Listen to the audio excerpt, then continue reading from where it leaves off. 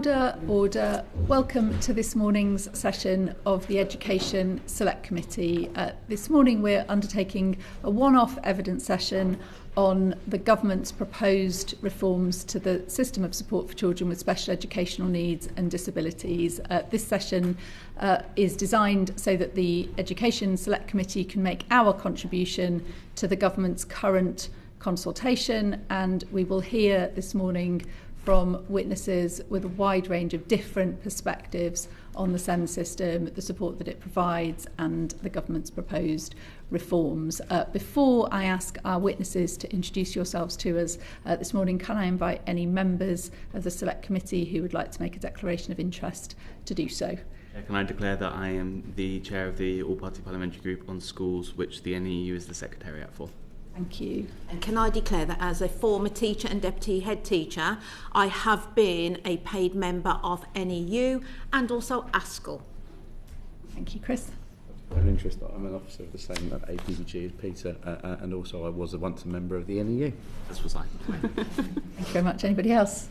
No, good. In which case, I'll invite our witnesses to introduce yourselves to us this morning, starting with Margaret Mulholland. Good morning, everybody. Margaret Mulholland from the Association of School and College Leaders. I'm the SEND and Inclusion Policy Specialist. Hello, everyone. I'm Jane Harris. I'm Chief Exec of the children's charity Speech and Language UK. Good morning, everyone. I'm Daniel Kebede, the General Secretary of the NEU. Good morning, everyone. I'm Amanda Serjeant, and I'm Vice Chair of the LGA Children, Young People and Families Committee. Thank you very much for being here with us today. I'll start our questioning. The committee's report, Solving the SEND Crisis, described the SEND system to be just that, in crisis. In brief, do you think that the government's proposed reforms address the crisis? And I might start with you, Margaret, if that's okay. Thank you. I think it points us in the right direction, and we really welcome the significant ambition, as many people have said, for a fairer, more equitable system. I think the question of does it solve it, I think we look at the international evidence and we see that nowhere is really cracking this, but actually what it does do, and the recent evidence from the Centre for Educational Systems is showing that our language in the white paper and the SEND consultation is taking us to a much more inclusive position internationally, and I think that's really welcome. What we'd like to see, really, and we'd like to ask the Select Committee to think about, is we've talked about a 10-year plan. If it's going to be a 10-year plan, a 10-year reform, good, that gives time, but where is the cross-party commitment that was talked about? We'd like to know where that's at. We'd also really want to hear soon about an implementation plan. Implementation is key to getting this right, to solving the challenges, but it has to be bedded into a really significant theory of change, and when we haven't seen that yet. So that's another question from us. It places huge expectations on schools, and I think that's something today we'd really like to explore, particularly the statutory duties and the complaints process. And then we've also got a question in solving this crisis. We need to keep learning. It needs to be iterative. It can't just be, we've got this white paper, we're done. How are we going to learn? Where are the cycles of learning? We've had thematic reviews from Ofsteds in the past, diagnostic assessment. Where does that accountability feed back into the system to tell us what we do next and how we do it better? So pointing in the right direction, a more equitable system. But will it solve the crisis? Dependent on funding, dependent on commitment and retaining that priority on SEND, but also remembering that we've said in the run-up to this that it's not just a SEND crisis, it's been an education crisis, a failure to put young people who struggle the most first. So how do we make sure that policy alignment does that and continues to do that as we go forward? Attendance, curriculum, qualifications. Daniel, I'll bring you in next. Yeah, so the current system has been failing children. Everybody recognises that. The system's adversarial, it's fragmented, it's chronically underfunded. Families are forced into exhausting battles for basic support, and it places an unsustainable pressure on schools and local authorities. So we absolutely think that the government is right to act, and many of the reforms that are proposed reflect a long-standing consensus across the sector, particularly the need for collaboration, stronger mainstream inclusion, and the end to the profiteering of in the independent special sector. But good intentions will not deliver better outcomes alone. As things stand, measures like the Inclusion Mainstream Fund and specialist support are too small to meet the scale of need. So if reform's not properly funded and properly staffed, it risks rationing support and shifting blame onto schools rather than fixing a system. So quite simply, really, for the SEND reforms to succeed, the Treasury absolutely has to match the ambition. Thank you. Amanda. Thank you. Yes, I think we probably all welcome the ambition of this white paper, and local government associations long called for many of the things that are proposed in the white paper, and so we welcome the increased funding. We welcome the fact that this system is going to be reformed. I suppose one of the key points that the LGA would say is it's really important. We welcome the partnership working also that's proposed with health partners, but what's going to be key there is where accountability lies. It's the fact that children have been put back at the heart of the system is something that the LGA particularly welcomes. That this, is a system that wasn't serving, as others have said, families. It certainly wasn't serving children. And so having children back at the heart, but making sure that all partners are working together through schools and local authorities and key partners in health, and where the accountabilities and levers lie where that isn't working is a key issue for us if this is going to work and work for the long term. And I think that's absolutely what families want to see, that this is going to be a long-term solution. Do you want to say anything about the funding situation for local authorities and the position that the government's taken in relation to debt? Absolutely. So the write-off of the dedicated schools grant, of the debt is absolutely welcomed. The local government association would still point to the fact that that's a 90% write-off and it hasn't all been written off, and that's still going to put council budgets under strain.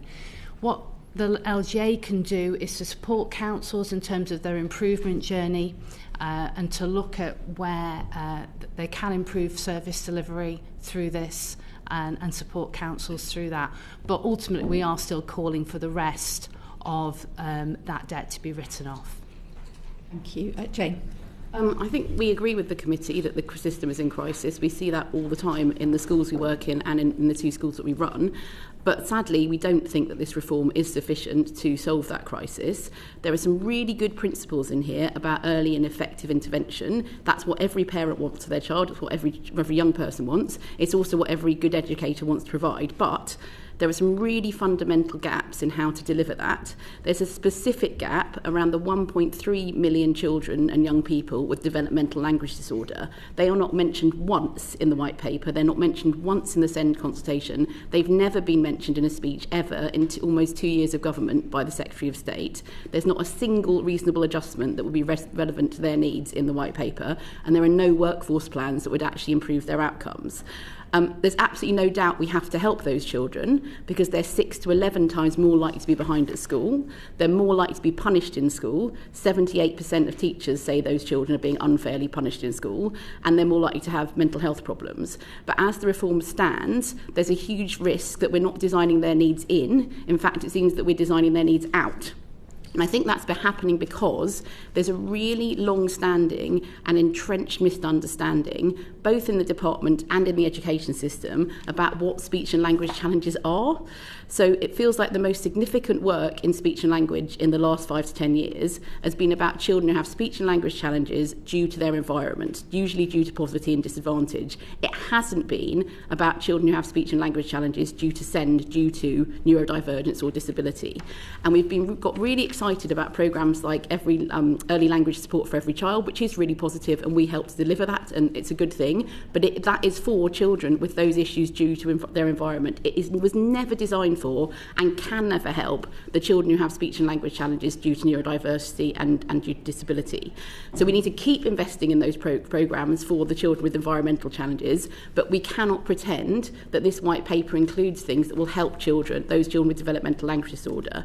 And we really need every single policy maker to understand that distinction, because otherwise what happens is we have policy that says, yes, this will help children with speech and language challenges, here's LSEC. That's really the equivalent to saying to somebody with bipolar disorder, don't worry, because we've got a lovely mindfulness course starting, right? That is just, it's totally irrelevant. It actually makes people feel more worried because they think you just don't even understand the basics. So we need to make sure that we've got that understanding in the system and in the department, because otherwise we're going to continue to get poor policy and we're going to continue to get poor outcomes for 1.3 million children. Thank you very much. I'll go to Jess. Thank you very much. The committee has previously received evidence highlighting wide and persistent inconsistencies in the quality and availability of ordinarily available provision. How confident are you that the proposed universal support offer will deliver a higher, more consistent standard of provision for all children and young people in mainstream schools? And I'll start with Margaret.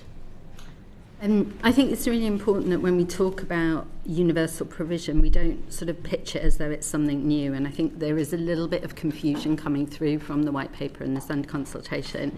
You know, schools have been working on that universal stretch, if you like, for a long time. How do we strengthen the universal provision? So it's a build, it's not new. I think that we need greater clarity around some of this. We've got some good resources already in the system. We've got things like the Teacher Handbook Send. We've got the new inclusion framework, teacher inclusion framework from Ambition Institute, which is developed in partnership with therapists and specialists. Those are sorts of things that will strengthen the universal, and we're obviously waiting to hear about the inclusion standards, which also should be supportive of that ordinarily available and the inclusive universal. But I think what's really key is building the trust that comes from the fact that universal can meet proportion of need, and that we are realistic about those young people who are going to need much more, and that identification of need is accurate, the way Jane's just articulated. For me, one of the things that's really bothering me around this is curriculum design. I think too much around universal is being contingent on great adaptive teaching. Adaptive teaching should complement, it shouldn't be the be-all and end-all of inclusion. And I think what we really need to think about is the drafting process that's going on with the curriculum, a new national curriculum at the moment. I want to know, who is that curriculum going to be really fit for and thought through? You know, what does it look like for a young person who has significant barriers to learning? How is it being developed as inclusive by design?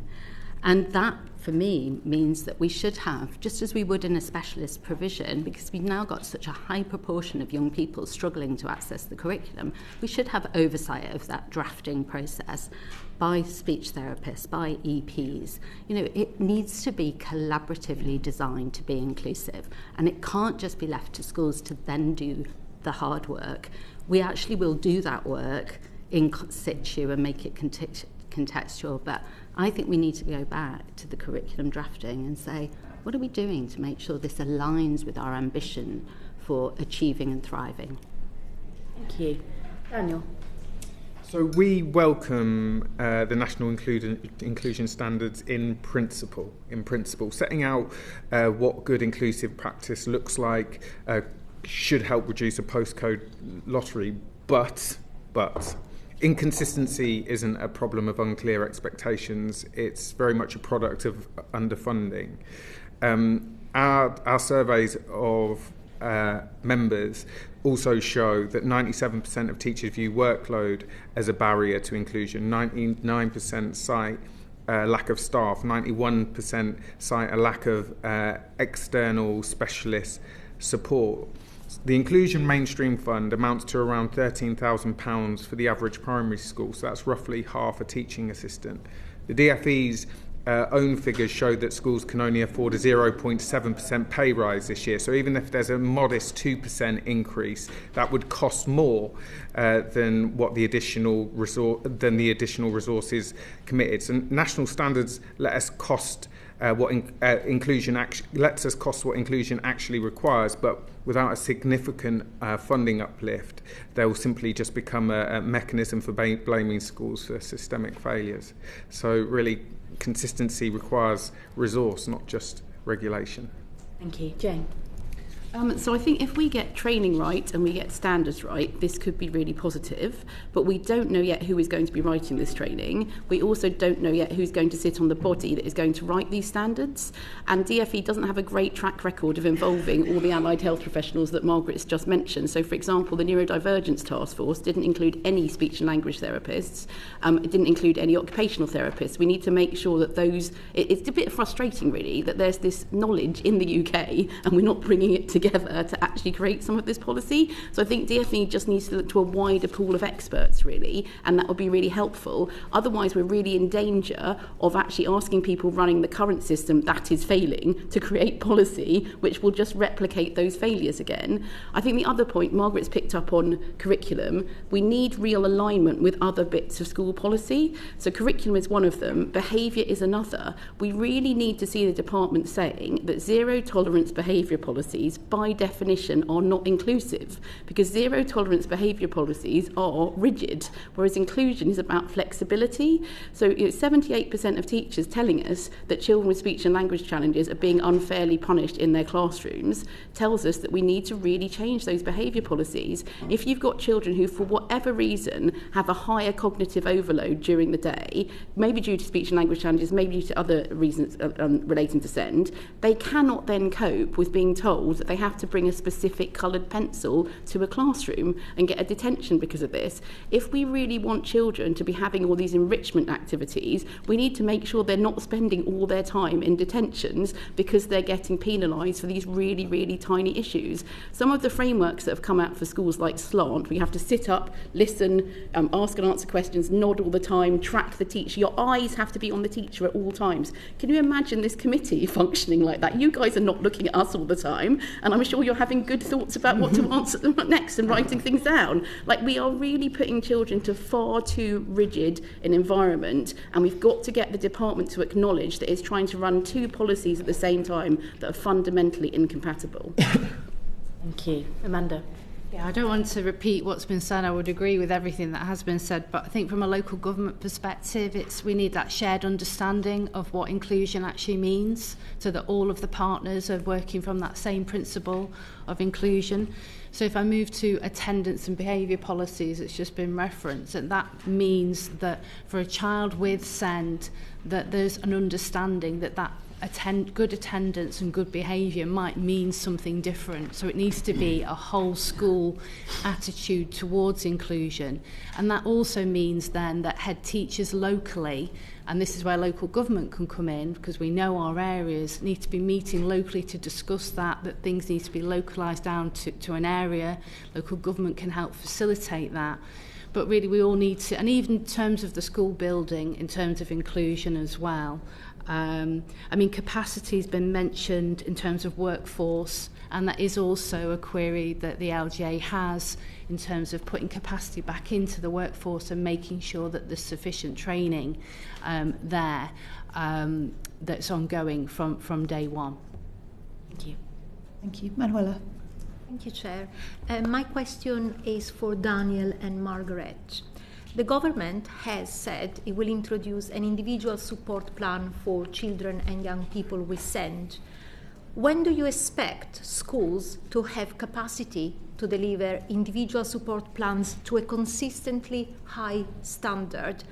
And are there any concerns about their ability to do so?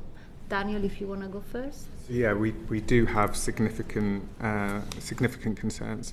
So ISPs represent a new statutory duty on schools that are already at capacity. So 3 and 5 SENCOs report their workload is unmanageable, and despite long-standing recommendations, only 20% sit on school leadership teams. And the DfE needs to instruct schools on this, not just recommend. So we welcome the move towards a more strategic SENCO role with administrative support, and digital ISP should reduce bureaucracy in principle. But producing quality individualised plans requires funded time within directed hours to assess, to write, liaise with families, and of course review. So without that, we're concerned that ISPs become a tick box exercise. The Wales Send reform show the real risk, I think, of additional workload without additional resource. And there's also a big risk, we feel, that heads and SENCOs become the lightning rods for parental frustration when provision is inadequate because of systemic underfunding, not school level failing. So the new duties must come with new resources. Thank you. Margaret? I would agree with much of that. From a leadership perspective, I think it is really easy to feel overwhelmed by the expectations of this and the sheer scale of what will be required. But it's also important to remember that a lot of schools already hold pupil profiles, pupil passports. They have systems in place to utilise those. But we're going to need an even greater shift in systems and processes. We're going to really need support to instigate distributed leadership in schools. Now, there's some brilliant examples of where that's already happening, where teachers are supporting the writing of those ISPs and they are having protected time, but that's not going to be easy to implement for everybody. So there's a significant change here needed in how we support schools to make that process change. And I think that's where the implementation planning, I'll come back to that theory of change again. I think what comes first, what are the enablers? So that distributed leadership is a really important strategic review of what my systems look like in school at the moment and what I need to do to plan for this 10-year model. And I think the IMF funding that came out shouldn't have been perceived as sort of a way to set up an inclusion base, but actually to think about the strategic shift. And it's not clear in the conditions of funding what the real intention is. Is it for strategic change? If so, I think we should have made that much, much clearer, and that would be really helpful to schools. I think the other thing that we need to think about is how parents feel about those ISPs. And I think, for me, I just go back to what EHCPs were not the problem. They were a symptom of problems. And what were their value? Why are we worried about them? And the value was that children who have an EHCP are visible and valued. There might be lots of bureaucracy around it, but they're seen and they're catered for. And that's been helpful both from a school's perspective and from a parent perspective. So I think what's really important is to remember the research that's come out on the engagement platform with TEP, the impact study that they've done on engagement. I think it shows that those children who were happiest to come to school on a Monday morning were those with an EHCP.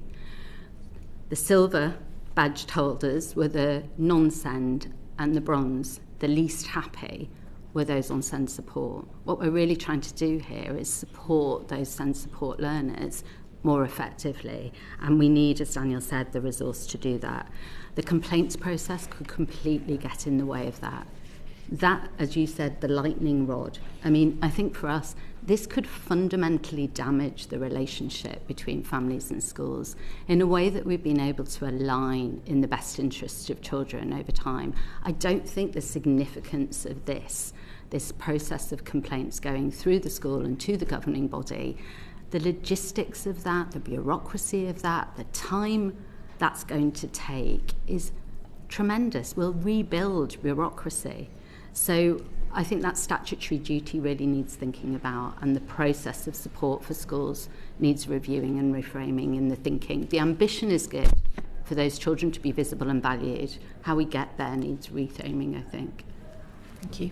Rena. Thank you. The committee has previously heard that the rising demand for EHCPs has been driven in part by weaknesses in earlier tiers of support, including non-statutory SEN support. So what are your views that the new interventions such as ISPs, targeted support and targeted plus support will reduce the need of escalation to an EHCP? And I'll start off with Margaret. I think it goes back to what we were saying before about trust in that universal provision. I think increased demand for EHCPs is already being felt, isn't it, since the announcement of the white paper. So I think we need to think about what the short-term strategic plan is. You know, this cannot be an either or. It has to be an and. We have to be thinking about the development of those children who have an EHCP. We have to be thinking about them more specifically, more clearly, more deliberately, and the new ISPs, rather than the ISPs are a means to reducing EHCPs. I think the intention to improve the universal, build quality and trust in targeted support is really helpful. I think we need to stop saying tiers. I think the government changed it to layers. The reason I think that's really important is that language matters and it shapes behaviour. The tiers is stuck because that was what was publicised. But I remember the day after the announcement that the schools minister spoke about this and said, we're not calling it tiers, we're calling it layers because we're thinking about provision rather than children who sit in targeted plus. People are actually coming back to me, leaders are saying, but we've got 3 groups of children now, haven't we? Universal, targeted plus. We can't think like that. That's going back 15 years. You know, actually, what sits in universal, targeted and targeted plus is provision. If you're a child with speech and language, doesn't mean that you're a targeted child for everything. You're reaching the provision in targeted support, or you might reach to targeted plus, but you're not going to be a child. We're going back to labelling inadvertently there. And I was really worried about the way that question was framed in the consultation, actually. Many of the questions are saying, how can we ensure children in the targeted layer are best supported? How can we ensure that the provision in the targeted layer is going to meet need and help children make progress? I think that's really important that we start teasing out some of that. So, helpful question, thanks. Thank you, Jane. So I think in principle, obviously if we put more provision in earlier, and you can reduce the number of children that need an EHCP to secure provision. And I think it's important that we always think about every process and every system as is that going to give the children the provision, rather than thinking it's a sort of means in itself.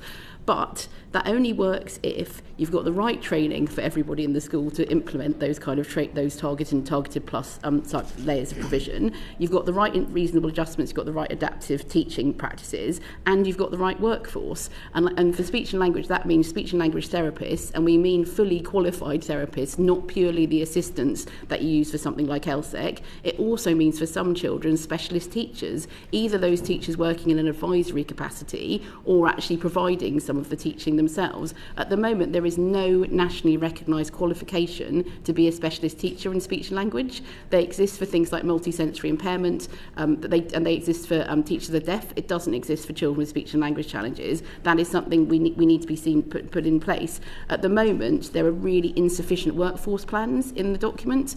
There's a restatement of 50 more speech and language apprentices. That's in the country of this size, 50 is absolutely nothing.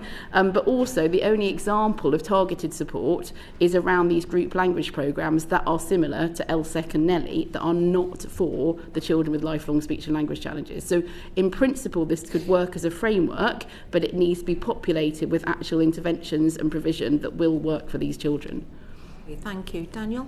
Yeah, so we think the committee's right. EHCP growth has been driven by inadequacy at lower tiers, not over-identification. And parents have sought plans because they're the only form of support with legal teeth, and that's a really rational thing to do. So splitting SEND support into targeted and targeted plus is the right move. It's something the NEU called for because it reinstates structured access to specialists. The fast tracking for under fives is also promising, but, and I hate to sound like a broken record, the critical question is resource. The Inclusion Mainstream Fund amounts to that half a teaching assistant per primary school. The experts at hand provides 1 day of specialist time per SEN pupil per year. So the test's quite simple for us. Will parents see enough real improvements to feel confident their child's needs will be met without the legal fight? But if lower tiers remain under-resourced, we think that families will continue to seek EHCPs, and to be honest, rightly so. Thank you. Amanda? Yeah, just briefly, I mean, the proposals are intended to reduce the reliance on EHCPs, but as has been said, the rise has been driven by gaps in the system and by a lack of confidence of parents. Until that's addressed, there is no guarantee that EHCP use is necessarily going to reduce. There's so much to be welcomed in terms of that early provision, the Best Start in Life family hubs. Local government have been calling for that kind of early years help for many years, and it's absolutely to be welcomed, but there is no guarantee that EHCP use will necessarily reduce. Thank you. Peter? Yes, thank you so much. Already so interesting. EHCPs, of course, were originally intended to support children and young people with the most complex needs. Although I think it's fair to say that even for those children with those most complex needs, EHCPs are spotty at best. I've heard from many families who do have an EHCP and still struggle for their young people to get the support that they so badly need. Under the proposed reforms, the government wants to introduce specialist provision packages. Be interested to hear your views on how that might shape being able to meet needs effectively, and whether you have any concerns or queries about their implementation. Amanda, perhaps start with you. Yeah, I think specialist provision packages, local government will need access to data from ICBs in particular. It's really important that whilst these proposals talk about the cooperation between local government and ICBs, it's important that it's expanded in terms of accountability, in terms of a duty to cooperate and a duty to share that information, and that can help local areas plan provision. But that provision may not always necessarily be able to be provided depending on how complex is required within a local area. And so having regional provision and the flexibility to provide that regionally is going to be really important as well for the most complex cases.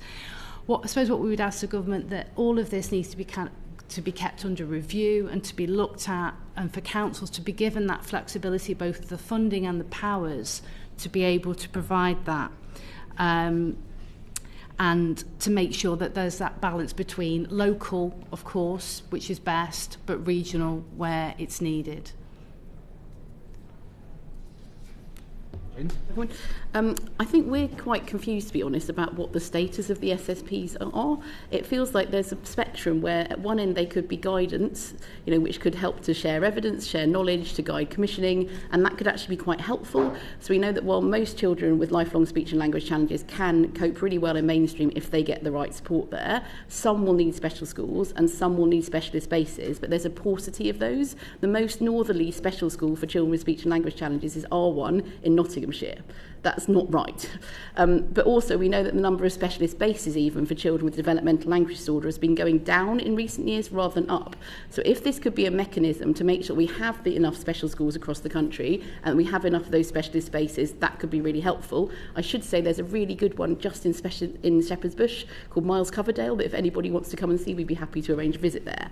However, it feels like some of the discussion about these specialist packages has suggested that they're more rigid and they're more like a guide to what any child, almost like, the child has these needs, this is the list of provision we can provide for them. We are kidding ourselves if we think we have the evidence on what children with SEND need in sufficient detail to be able to write that, because there's been an absolute historic underinvestment in evidence about what works for children with SEND. So there just isn't the basis to write those guidelines if we're thinking of something really rigid. It's actually really similar to the situation in women's health, where women have been, excluded from lots of medical studies. Similarly, children with SEND are routinely excluded from educational research, so as not to skew the results. So we just can't write rigid packages. It's just not possible.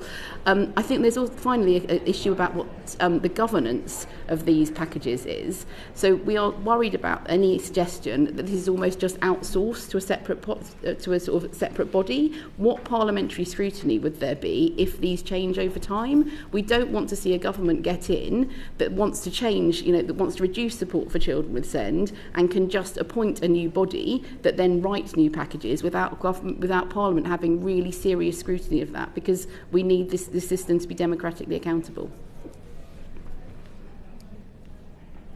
And I think there's a real anxiety from school leaders and families about what this actually really means, as Jane said. But I think that anxiety needs addressing quickly, because there could be some good things, as you've outlined, but actually while we're in this sort of unknown space, that it's building that stress. And I think representing specialist school leaders, I'd also say that whilst there's a reference to centres of excellence for specialist provision, much of the ambition seems to be about outward-facing support, not about the development and long-term growth of those specialist provisions and what that should look like. And indeed, obviously the local inclusion plans, there is a feeling that the write-off of debt is going to be contingent on spending on mainstream and not on specialist. And that's hit those specialist provisions hard. What does that mean for our future? So I think we really need to address that. I'd also like to say around the specialist packages that we need to be thinking about children with medical needs.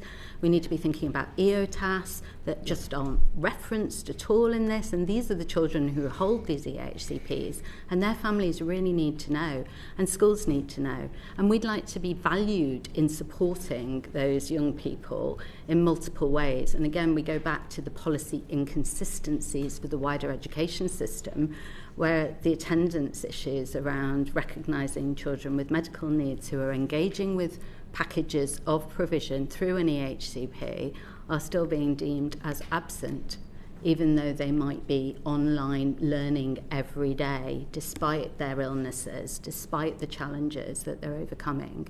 That doesn't seem equitable to me. And I think we need to show where those kinks in the system are and iron them out. Yeah, just to push back a little bit, I mean, the government has been clear, haven't they, that these are very much still in development, and as well as the overall consultation on the white paper, there's a separate consultation specifically on the SPPs.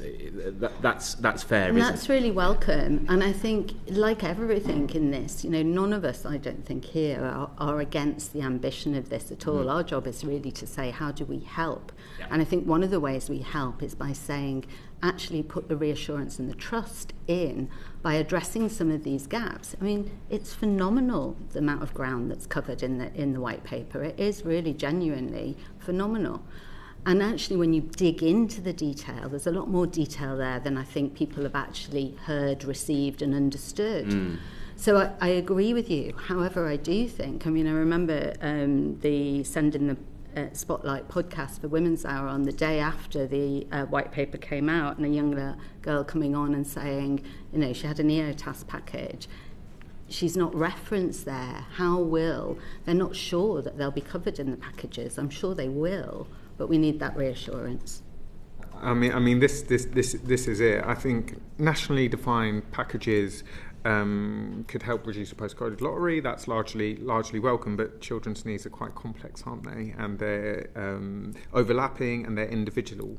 They don't really neatly fit into 7 categories. So so on that point, it's presumably you welcome the fact that the government has been clear that these packages are about commissioning, and that an individual child might draw on support from multiple packages if that's the need that they have. Yeah, we are concerned that there's a risk that it becomes a rationing tool rather than a quality framework. And we've also got some concerns around the timeline, 2035.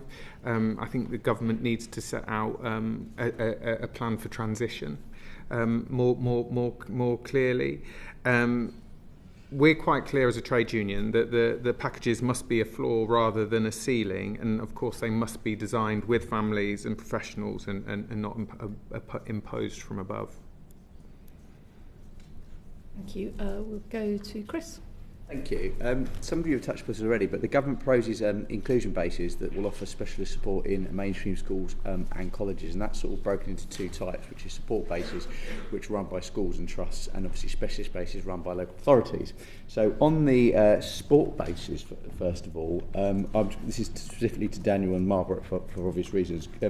What do you think specifically a well-designed support base should look like in practice, and what are the key challenges that schools and trusts face in establishing them?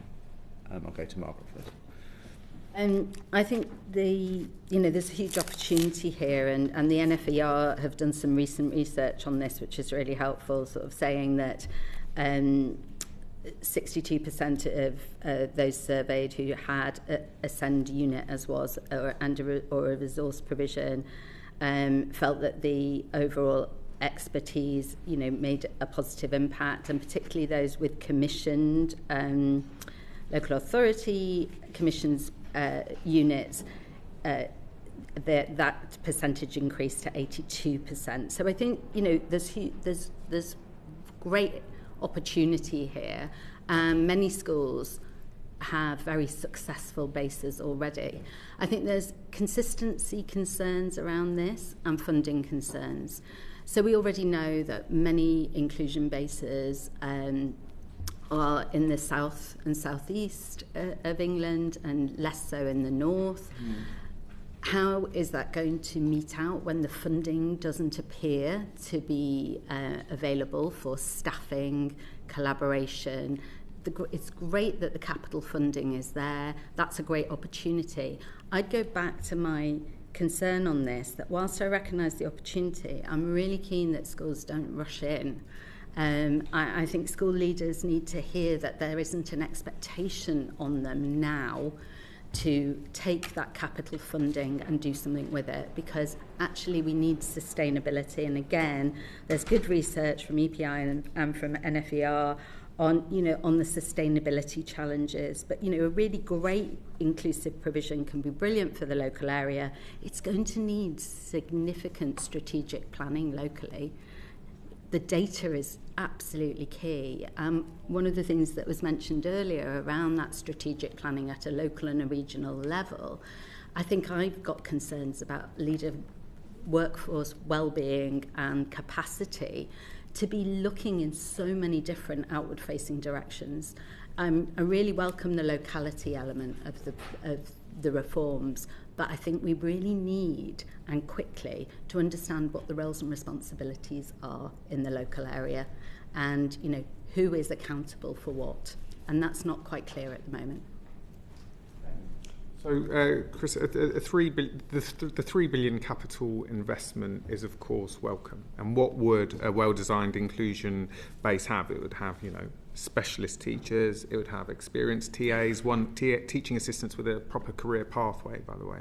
There'd be access to therapists, appropriate physical space, and, of course, we'd want strong links to mainstream classrooms. But it should be a bridge to full participation in school life, not a permanent withdrawal unit.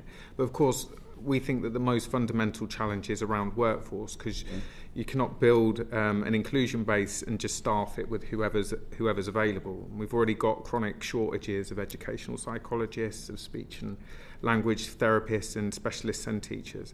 So the capital funding, that builds the rooms, but it's the revenue funding that pays for the staff, and that's where we think the proposal is at its weakest. The special school outreach also, we think that's a good idea, but those teams are under far, far greater pressure than a decade ago. We've seen pupil to teacher ratios rise by over 20% in the last decade. So there is also a risk that those bases become sort of a dumping ground rather than a genuine specialist resource. So we would like to see clear national standards on staffing and operation. And could I just jump in and say, I think the other bit in terms of guidance, because I think absolutely what you've just articulated about a good provision, but where inclusion bases work really well, it's where there is a good universal offer. Yeah. They're not a silver bullet, and the evidence tells us they're not a silver bullet. So that whole school, that universal, that ordinarily available has to be in place first, and we don't want to put the cart before the horse. We don't want to rush in and build a base that we can't then sustain, or that, as you say, more children are hived off to unintentionally because the universal is not yet robust enough. So I think there's some risks there that we want to mitigate and work with the government to really get right, because it could be a great additional resource, but it has to be timely. Thank you. I mean, I've seen some really good examples of that in my constituency, Harlow, but I recognise the challenges that we face. And so just really to go on to looking at specialist basis, I'm looking at Amanda really on this. Basically the same question: how do you see these specialist bases, so those that are specifically run by local authorities working, and what would be best practice in that case?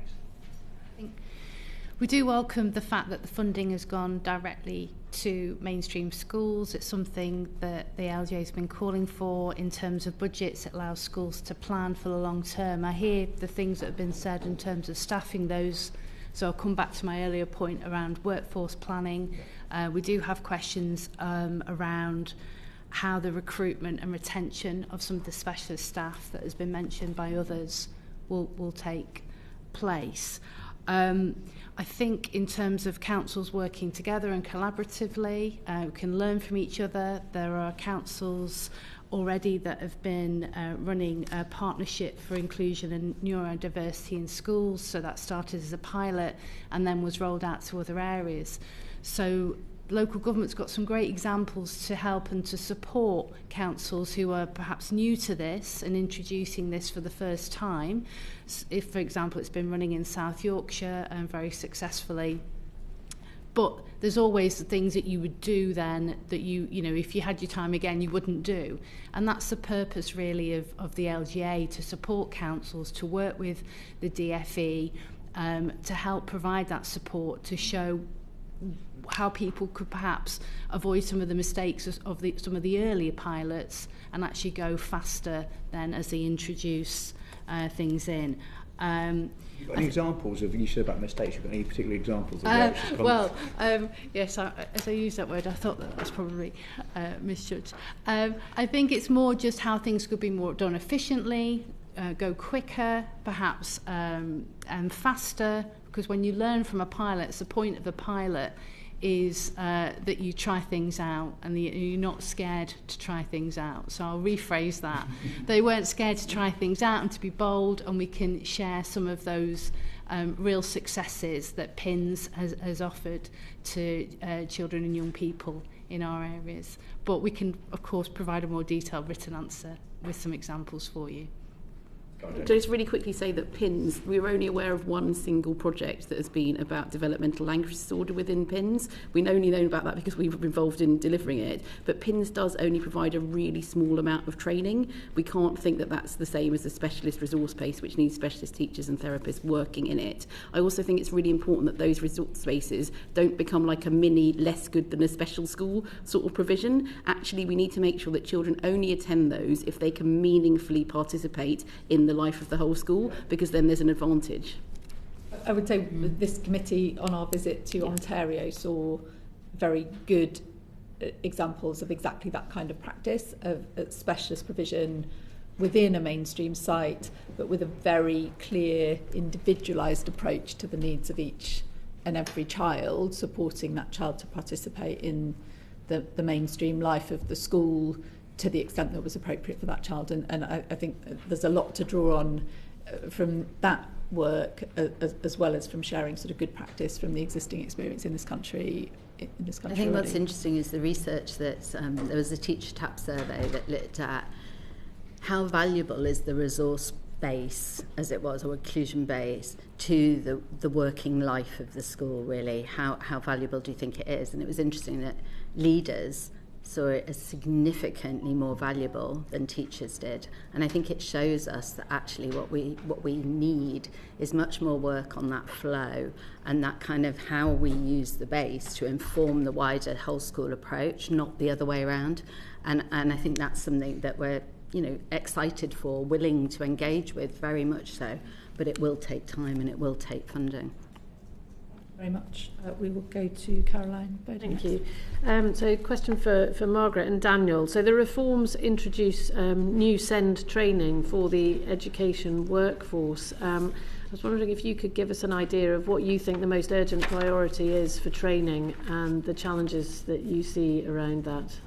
We'll start with you, Daniel. Yeah, so we think the priorities are quite clear from the data.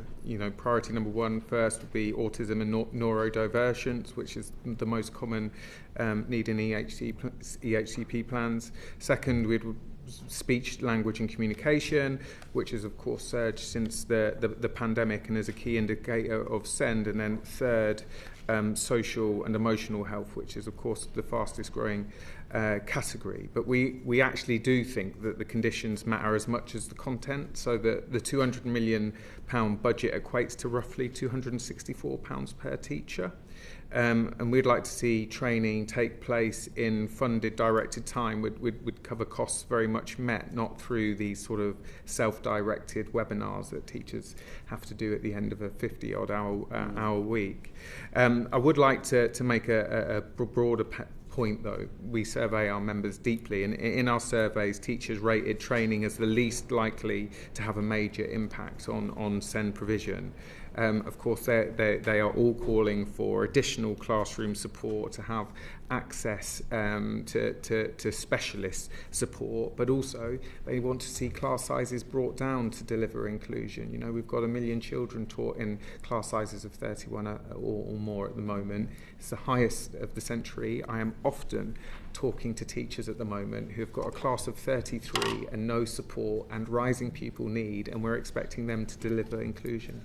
You took the words out of my mouth, because I was going to follow up by saying that we could have the best trained teachers in the world, but if they're on their own in a class without sufficient support, do you believe that making mainstream education inclusive is even possible? I mean, surely it's down to the number of adults who are in there working with these children in smaller groups and giving a well-qualified, well-trained teacher support to do it. I think until we bring our class sizes down closer to a European average, meeting the aspirations in this white paper are going to be nigh on impossible.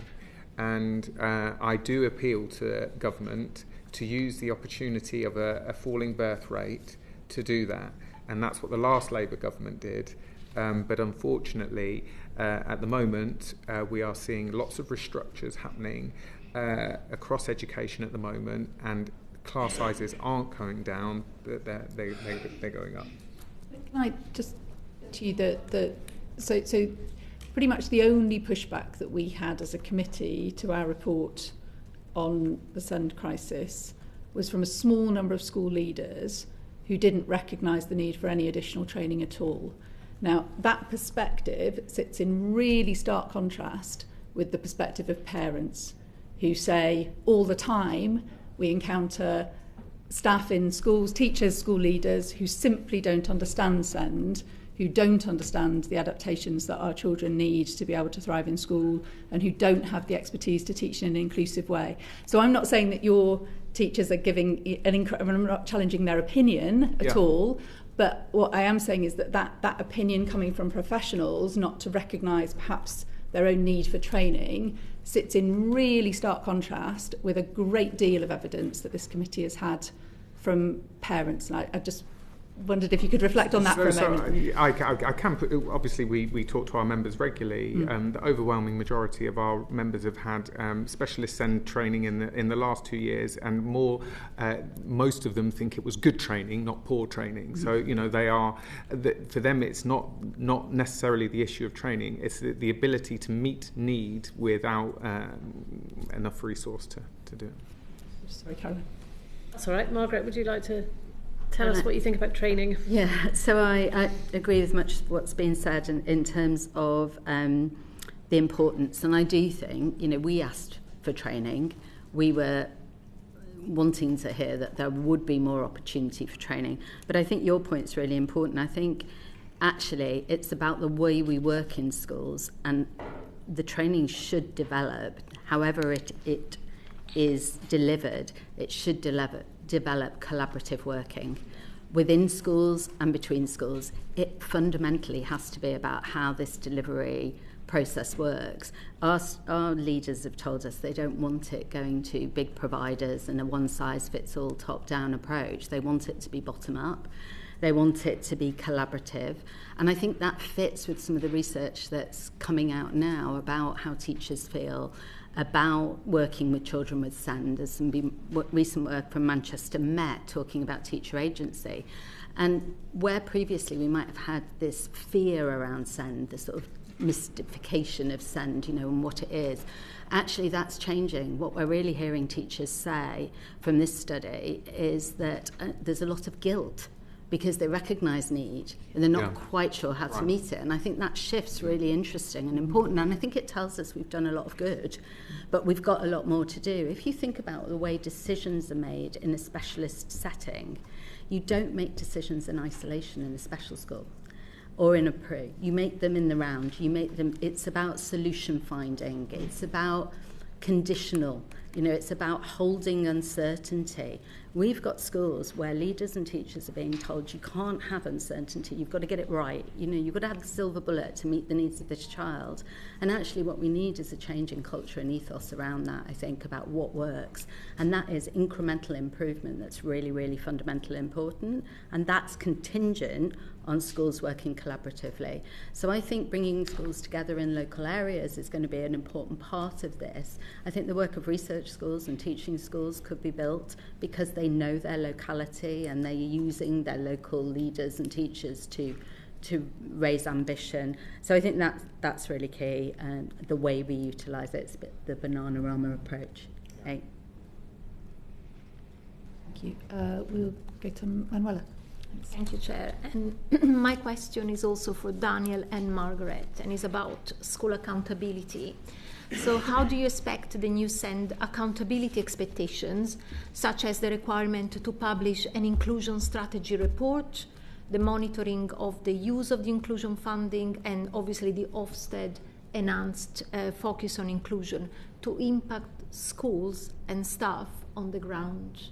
Daniel, do you want to go first? Yeah, so we think in terms of the timing, December 2026 is unrealistic because schools have not seen the national inclusion standards. They don't have any guidance, and of course are grappling with some really severe financial pressures at the moment. And meaningful strategies, they do require a lead in time. But more fundamentally, we think this committee should scrutinise the tension in the government's approach, really. The white paper itself acknowledges that accountability has disincentivised inclusive practice, yet progress rate and high-stakes testing remain. Schools are still primarily measured on exam outcomes, and until that changes, there will always be structural incentive to work against inclusion. So on responsibility, inclusion must be whole school, led by head teachers and governing bodies, not dumped onto the SENCOs alone. Monitoring of inclusion should sit with heads, with SENCOs providing professional leadership on deployment. And on Ofsted inspecting inclusion, I mean, of course, the NEU has some significant concerns around whether Ofsted can credibly do this, given its track record. Just pick up on the point about Ofsted again. I think we need to we're glad that inclusion is the focus. It's giving more priority to inclusion and SEND through the inspection framework changes. But I think it's really important to say we need to learn from that. What are they finding? What does inclusion look like in schools? So I think we need some diagnostic thematic reviews to really say this is where the best practice is. There's been some great sharing over the last few years, I think, of where good practice sits and what it looks like. But actually, that accountability needs to feed forward. It needs to be formative. I think, as Daniel said, there's too many perverse incentives still in the system, but we are, hopeful we're getting there. I think where the white paper showed those inconsistencies in starkly was chapter 2 for me, where it went from narrow to broad. I wanted that chapter to look at narrow to broad to accessible. I think we can't have a system that we are accountable to that is not accessible for young people. It's not just about socioeconomic disadvantage, which chapter 2 is all about in the white paper. It's actually about that intersectional experience of, that double disadvantage. We need to be much more mindful of that. So I go back to the curriculum, I go back to the accountability, to the progress aid, to the league tables. And we need to align the direction of travel so that we can be accountable. That's what teachers and leaders want.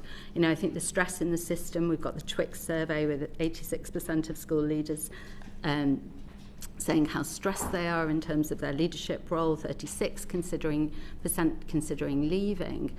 We need to make sure that actually this opportunity, and it is a real opportunity, school leaders are really delighted to have children who struggle to learn at the centre of their thinking, at the top of the priority list. It's the first time, I'd say, that we're really officially saying it is important to have your children who have the most significant barriers to learning at the centre of your school improvement planning, and they've got to stay there long term. So I think the IMF missed a trick in terms of the way it's been shared, the Inclusive Mainstream Fund. I think in terms of accountability, we should have been asking schools to think about what's your strategic plan going forward. And so writing that plan by December is a very tight time frame. I think it is contingent on a lot of unknowns, and we need an opportunity for the school leaders to collaborate with the local area, to work with the local authority, to work within their groups of schools, to really understand what the expectations are. Collaboration needs to happen in advance of reports being written. I'd say that for the local area plans as well. They're due in the middle of June, I think. That they should be contingent on lots of collaborative working, and that's a really tight time frame. Can I just say at this point, we've got about 15 more minutes for this session and quite a few more topics that we'd really like to get your views on. So if I can just ask for the most concise answers you can possibly give us, that would be really helpful at this point. We'll go to Peter. I recently held an open meeting with parent carers of SEND children in my constituency to hear their views on the white paper. Lots of different views, lots of different questions, welcoming lots of what was in the white paper, but some sort of concerns, as you would expect. And I think the one point that was consistently raised was concerns not around the introduction of individual support plans, but actually how they would be sort of enforced and how schools would be made accountable for delivering what was in an ISP. Obviously, we all want to see them being delivered in partnership with schools, and in many, many places that will absolutely happen. But I think a question from parent carers about what happens when support isn't there. I'd be really grateful to hear your views on what an improved complaints procedure should look like to make sure that parent carers can have faith in this system. Jane, if we can start with you. So I think we sort of recognise what the committee previously said about the potential role of the local ombudsman in this. We think there does need to be a body beyond the school that parents can complain to, because otherwise it feels like too much is being held at the school. I think the idea of having a SEND expert involved in sort of second stage complaint at school sounds attractive. However, I've got to be honest, I worked at National Autistic Society for 6 years. I've done this job for 5 years. I am a SEND parent. I've never met someone who is a general SEND expert. expert. I just don't think they exist. And I'm really worried that we'll get people who are expert in one area of SEND hearing a complaint that's about actually a totally different area of SEND where they don't have the expertise. This is a really sort of multi-layered and complex system, and it's a complex set of needs. I think we need to see, instead of that one single SEND expert, we need to use the department's framework of areas of development and say that there are pools of experts, and these are the kind of needs that they could work on. And sometimes you might need more than one SEND expert in a room where a child has more than one area of need, because you can't find people who are experts sort of across the board like that. I think that could really help. More independence in the system is helpful, but I think what's there at the moment is inadequate. And the complaint system at the moment, one of the defining features of it is the length of time it takes. So would you welcome the new system being much more rapid and getting parent carers support much quicker? I think rapidity is one thing, but getting to the right decision is the other issue. If you have a rapid system that comes to the wrong conclusion, that's not actually helpful, and that could in fact lead to more adversarial situations between schools and parents. So I honestly think the biggest issue in the entire SEND system is lack of expertise. We've got people making sort of sometimes really quite amateurish judgments on not very much evidence. So the more we can inject that expertise in quickly, yes, but we can't have rapidity without the expertise. Very fair point. Amanda? I suppose what I would add there is we would like to see greater use of informal mediation to stop things escalating and becoming adversarial, as has been said. And with that, funded access to impartial information for families, so that they've got somewhere that they can go that's funded to increase that access for different kinds of families in different situations, and to be part of that. I mean, obviously, referral guides and template letters and all of those things are things that local government could be involved in, helping to make sure that we're available on websites, etc. But more use of informal mediation and using tribunals, for example, as a last resort rather than as just another step in the process. I think that's very difficult, for parents to hear, because it's important that we are really clear. We've had this exact same conversation with a different representative from the LGA in a previous evidence session and during our inquiry. The role of the tribunal is to adjudicate in relation to the law. And when local government sounds like it's asking parents to mediate on accuracy in relation to the law, you would understand why that's a very difficult thing for parents to hear. Like, local authorities should comply with the law. I understand that there are really significant constraints around resources that sometimes mean that isn't possible to be the case, but it's really important that there's kind of intellectual clarity about what the role of the tribunal is, which is not to get to a resolution, it's to decide whether a local authority is compliant with the law or not. Could you comment on that? I think what we need then is more consistency over accessible information across all areas and across all regions as well, as part of this, so that the procedures are there, the steps are there, and yes, that as a last resort is there as a legal basis. But what we would hope is that there'll be steps that would be put in that would make that less required, that a mediation approach could find a solution more quickly for families, because one of the issues with all of that, I take on board that the wrong decision, even if it takes a long time, is not necessarily a good thing, but being involved in a very time-consuming process is certainly something that I hear as a local council. It causes a huge amount of distress to families and to children, and can lead to all other kinds of things in terms of a child being out of the education system. So where informal mediation can perhaps be an earlier step in that process. I think the frustration that parent carers often feel is that because the current accountability framework doesn't give them the ability to raise those concerns in a meaningful way early on, they too often feel that tribunal is the only route to being heard. So, my observation there would be that, as we design a new system, having meaningful opportunities to raise genuine concerns earlier on and have deliverable outcomes from that is what we should be aiming for. Margaret? I think it feels like there's significant risks in this. I mean, schools are most worried about this in the sense of they're being asked to mark their own homework with a governance process looking at this. You know, they're worried about the implications for their governing body. It's hard to recruit to the governing body, and now we're asking them to adjudicate over a complaints process that could be significant. It also risks, I think, shifting bureaucracy back to the ISPs. So kind of that is a real risk that because the ISP becomes that statutory duty in a different way with a different emphasis on it, there becomes more of a compliance aspect to it, where really the value of these should be about meeting the need of young people and having them as agile documents. So I think there's a significant issue there. I'd agree that actually making sure, as Jane said initially, around that there is a third party, that mediation could be looked at, that the local ombudsman should be looked at, but actually we need some more evidence of what that looks like in practice. I was talking to some schools yesterday where they use mediation in Birmingham, and they say that's been really quite effective to ensure de-escalation and meeting and responding to parental needs really quickly. So I think that this, for us, I think has the biggest level of anxiety attached to it. Schools do not want to be in conflict with parents. Parents do not want to be in conflict with their school.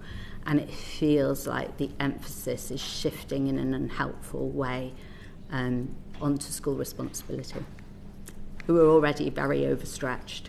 I mean, that's the first thing families say to me. How can your school possibly do that? They're already so stretched. We don't want them thinking about the complaints process. We want them thinking about what's happening in the classroom and how they're interfacing with us. We don't want to divert that attention and time to a complaints process that sits alongside school responsibilities.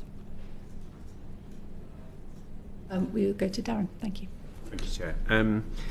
In terms of how all of this is going to be funded, you'll know that the white paper is suggesting shifting that funding and rebalancing it back towards mainstream provisions so that earlier, more inclusive objectives can be achieved. They're talking about reducing reliance on top-up funding and then shifting resources from high needs block into schools' core budgets. From your perspective, what are some of the likely implications of those proposed changes to the SEND funding system? Maybe start with Margaret and work down the line. I think, I think it was the IFS said that we will need double funding, and I think at the moment we don't feel that the funding for the transition appears to be sufficient to give us the tools to what we want to do. I think the intention is right. Definitely core funding has been a problem. So a review of the national funding formula is welcome.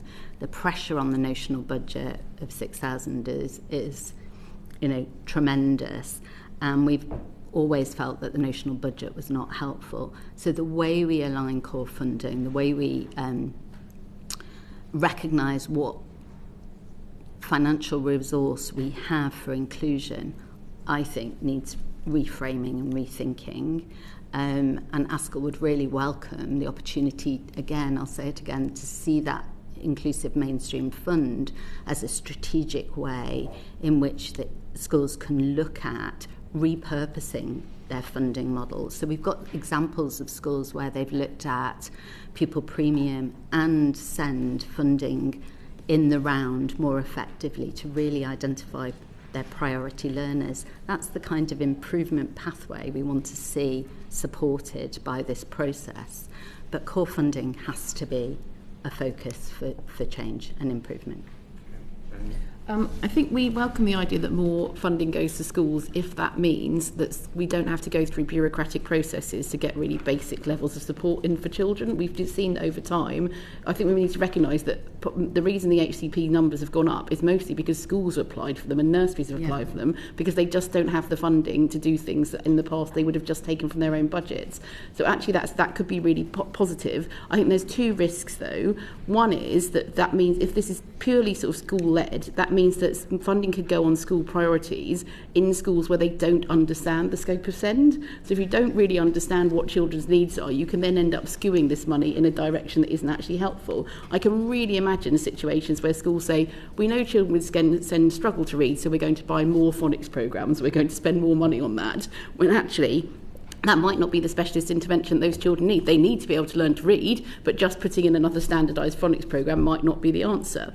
I think the other danger is where there isn't the workforce available, you end up funding the wrong thing, and we haven't seen any kind of workforce plan from DHSC to try and support this. And I think actually it'd be helpful if DFE was a bit clearer at how dependent they are on DHSC to make this work. And we've talked a lot about mission-led government. If that means anything, we need to say, what is the DHSC commitment to the opportunity mission? And we're just not seeing that at all. We literally need thousands more speech and language therapists in order to make this work, and we need to be clear that school level funding at targeted plus level can be for individual therapy, not just for advice to teachers. All this system is going to continue to be in crisis. So I think probably the direction of funding is probably right, but I think it's probably insufficient, and we need to make sure there's workforce to spend the money on. There's no reason you would have seen this, but there was a debate last night where that question was asked of the Minister around the interaction between DHSC, so it's kind of on the table. So needless to say, we don't think the funding situation is sufficient at all. So the headline £4 billion extra for high needs absorbs those local authority deficits. They're already at £2.5 billion and are projected by the OBR to reach £6.3 billion by 2028. So this doesn't represent new resources for schools. The core schools budget of £67 billion is the existing spending review figure. So from our point of view, there is no new money.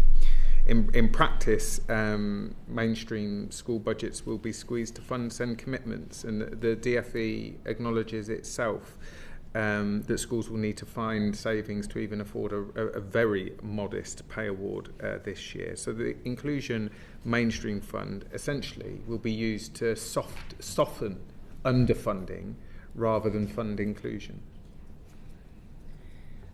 Yes, I think the LGA welcomes a move away from top-up funding to cohort funding. That's been a long-time ask of the LGA to allow schools to do long-term planning in terms of rather than just year on year. I think local government would also call for accountability measures to make sure that this funding is used for its intended purposes, and that local government, with its levers and experience, can help government to make sure that that is done within schools. And just a very quick one, I'll probably just ask for whoever's got a strong opinion on this rather than, I don't think we've got time for everyone, but some have expressed concerns about the shifting funding towards mainstream adversely affecting children with complex needs. Is there any evidence that that is likely to happen? Is there anyone who shares that view or wants to make any comment? I think that is possible, because often it's the children with the most complex needs who need individualised support. So if you're thinking on a cohort basis and the funding is linked to a cohort, there is a risk that you then take that away, for example, from one-to-one speech and language therapy or one-to-one occupational therapy. Thank you. Thanks very much. Caroline. Thank you. So I've got a couple of questions for you, Amanda. Firstly, how confident are local authorities, do you think, about that the reforms will improve the SEND system? It's quite a general question, but what's your assessment of the new roles and responsibilities that local government will be under with the new system? So the LGA is currently consulting with its members and its response to the white paper, which will be sent back to and published in May before the deadline to the government. I think it's fair to say that there will be challenges to build capacity within local government. This isn't happening in isolation. There's a lot of change within local government happening in other areas around children's social care, other major reform programmes, and of course local government reorganisation. We're also aware, of course, that integrated care boards are also going through their own reform. And one thing that we think is absolutely key that needs to be specified is where will accountabilities lie between local government and ICBs. And we would also ask, if this is going to succeed, that within ICB's core function, they should have accountability measures for SEND, which they don't currently have. And if it's not delivered, there should also be some accountability for ICBs, as there is for local government. All parts of this system need to work together, which is why I'm raising that.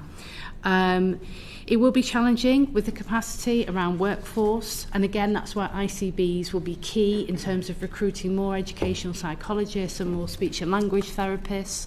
So we need to be working together. We need to be working with the DFE and also MHCLG to make sure that this works.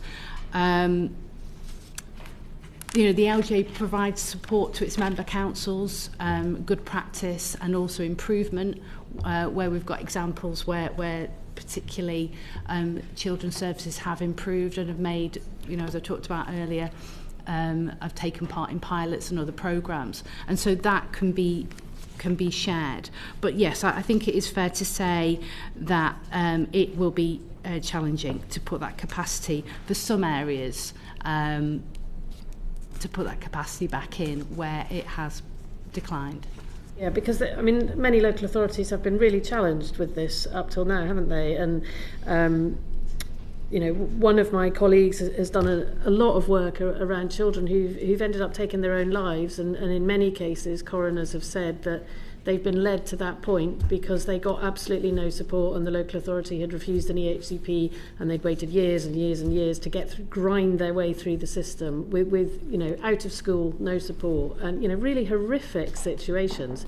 So do you think that this SEND reform is going to change that? Are local authorities going to be able to move more quickly to meet need better, or are we still going to find that we're in the same situation with EHCPs taking years and being refused, and then tribunals? With 99% of tribunals finding in favour of the parent, it would probably be fair to say that the local authority maybe should have given a tribunal in the first place, given an EHCP in the first place, rather than being forced through that system. The reason the LGA supports and welcomes this white paper is a do-nothing approach. It's just not sustainable. The system is not working currently. Partners within the system are not working together, perhaps in the way that they could, and the way that they could actually produce better outcomes for children and families. We do see it's key that children and families are put at the heart of this, and we feel that this white paper has done that. What happens next is up to us in terms of making sure that we raise the issues that need to be raised, that the government allows enough flexibility within the system and review, and that I suppose we would ask this committee to, I know that you'll be keeping that under review, and that we look at where more capacity needs to be put in as things develop. But I do know, the system currently is absolutely not working for children and absolutely not working for families. Just one very quick final question. How confident are you that the reforms will enable local authorities to cut expenditure on independent specialist places and on home-to-school transport? I actually don't think that's the aim of this white paper, is about cutting expenditure. I think it is going back to what I just said about putting children back into the heart of the system and families and producing better outcomes. Do you think it will? Now, whether that produces efficiency savings, in some areas we have seen in some projects where savings have been able to be made around home to school transport in terms of independence plans, in terms of route planning, in terms of working with providers. There are some really good examples around the country that the LGA can provide in written evidence back to this committee where that has happened. It hasn't happened everywhere, and I think this is about having that consistent approach, that the white paper is, looking to provide that consistency. Local government wants to see an end to that postcode lottery that children and families do face, where in some areas they do have better provision than in other areas. So they're examples of some really excellent practice. So what we want is that every child to be able to access that and for every family to be able to access that. Thank you. We'll go to Mark. Thank you. I've got a couple of questions for Amanda, although time is short, so I'll try and be as brief as possible. This committee in a previous inquiry has heard concerns about weak accountability within local authorities regarding SEND provision. You've already addressed part of that in a previous answer when you talked about lack of engagement from health services. But we also heard that SEND area inspections are not engaging with parents and carers and aren't as effective as they could be. So how confident are you, bearing in mind I appreciate that the LGA is consulting on this at the moment, how confident are you that the reforms will address these issues of accountability and that the new measures will lead to meaningful improvements in oversight? I think first thing I'd like to say is with what is proposed in the white paper, it's really welcome to see local government back at the heart of this. So although local government held the statutory responsibility, we weren't always at the heart of everything that happened in our areas. So this gives us more power, more influence, more ability to support, but also to be engaged with other schools, groups of schools, and also with our health partners. I think with those parts of the white paper, there needs to be some levers to pull, some accountability measures that are put in across the system, not just to local government, but to the other parts of the system also, so that they also have this as part of their core function. I think that really is key. To hold only one part of the system accountable, as we've seen, isn't working. And what we want, and what this committee wants, and what this government wants, and what children and family want, is for that system to work. Okay, and then my final question is, what's your assessment of the proposal to reduce the powers of the SEND tribunal, including removing its ability to name a setting? What impact do you think that will have? I think what we need is better provision. We need better local provision. We need better mainstream local provision. I think all of the things that other people have talked about, that all needs to be part of that. I think we need earlier decisions for families. We need to end an adversarial system. Some of my other answers, I know that this committee, so to not repeat myself, I think we need more support for children and parents. The system is so complex. We need to remove some of the complexity, but we need to do that to make it easier to navigate, not so that people don't get the better result. Sometimes we will need to look outside of a local area for a complex provision place, and that will still be necessary. I think the LGA would also welcome the accountabilities to the independent sector in terms of local authorities paying a fair price for a service, and that has been an issue, so that is very much to be welcomed. I know that's not what you're directly asking me. However, all of those things in combination should enable local authorities to be able to support children and parents better to gain the place that they want nearer to home or regionally if that is what's necessary. The overall impact of these reforms will mean that tribunals will be less necessary. Is that what you're saying?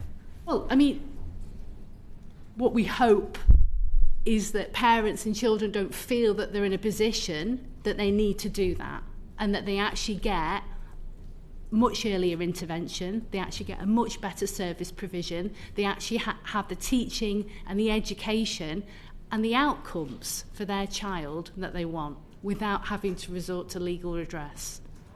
Just on the specifics of the change to the tribunal, so what will happen under the new system is that a tribunal will be able to say this is not the right place for the child and we disagree with the local authority's decision to name this particular setting, but they won't be able to name an alternative setting. The consequence of that will be that that same decision goes back to the local authority that has been found in breach of the tribunal to look again at the decision.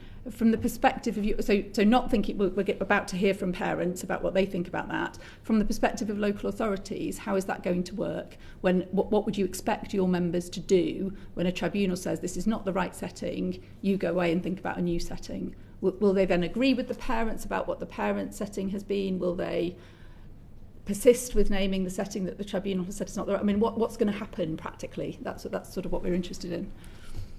I think the ambition is that there's more capacity within the system, that all of these reforms in the round release capacity within the system so that that provision is there, and where it isn't there, we're able to put it in. And I'm really sorry to push you. I'm not trying to be difficult at all. We're talking about what happens in the cases where there's disagreement. So there might be less disagreement. It might all be working much, much, much better. But the question is about what happens when there is disagreement and how that's going to work in practice for local authorities. I think you're right to flag it. I think it's definitely an issue in terms of, you know, when the judgment comes down in favour of, not in favour of the local authority, but without the powers then to compel the local authority. What we hope is, as I said, that local authorities work in partnership and that they find a solution without having to be forced legally to provide a solution, and that would,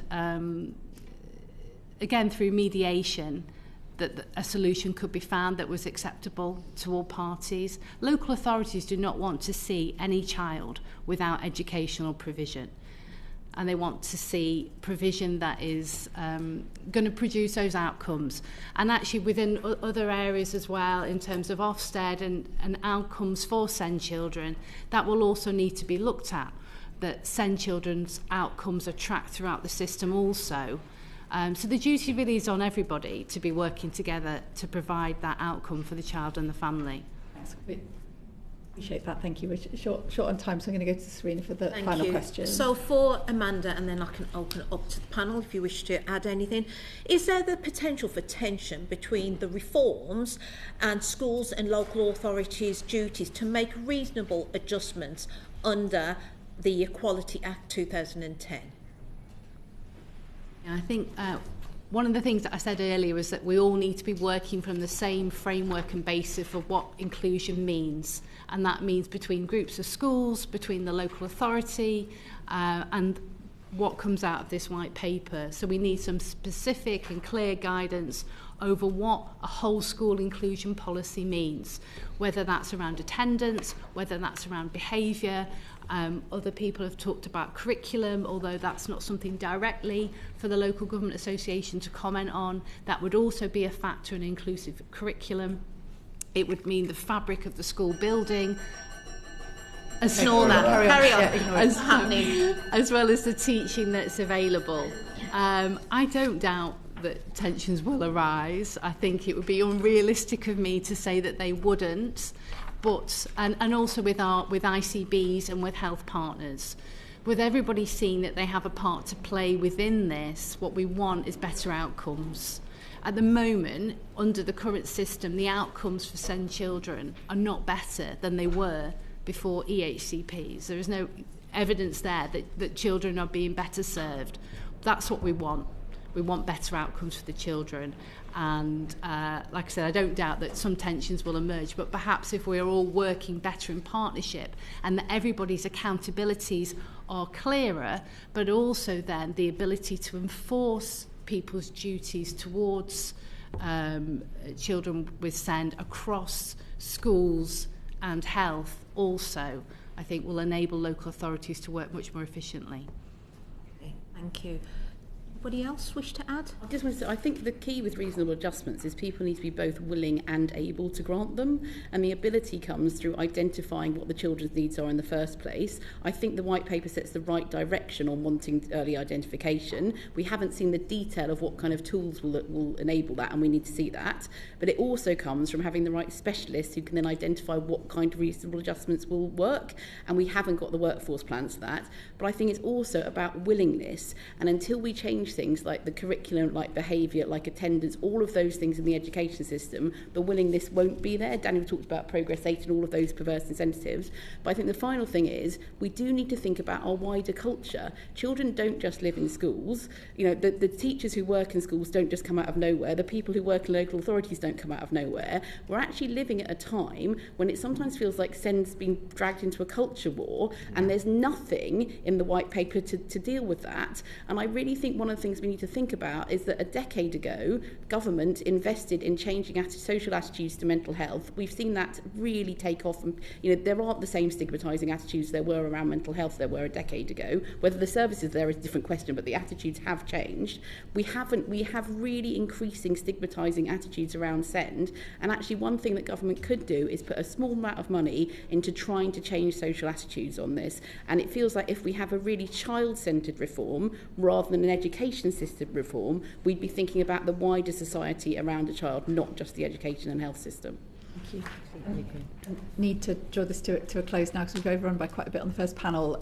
But can I thank you all very, very much indeed for coming to give us your evidence today. If there was anything that you didn't have the opportunity to get across to us today because of time constraints, any further points of clarification, please do write to the committee after the session. We'd very much welcome that. Thank you very much. Thank you.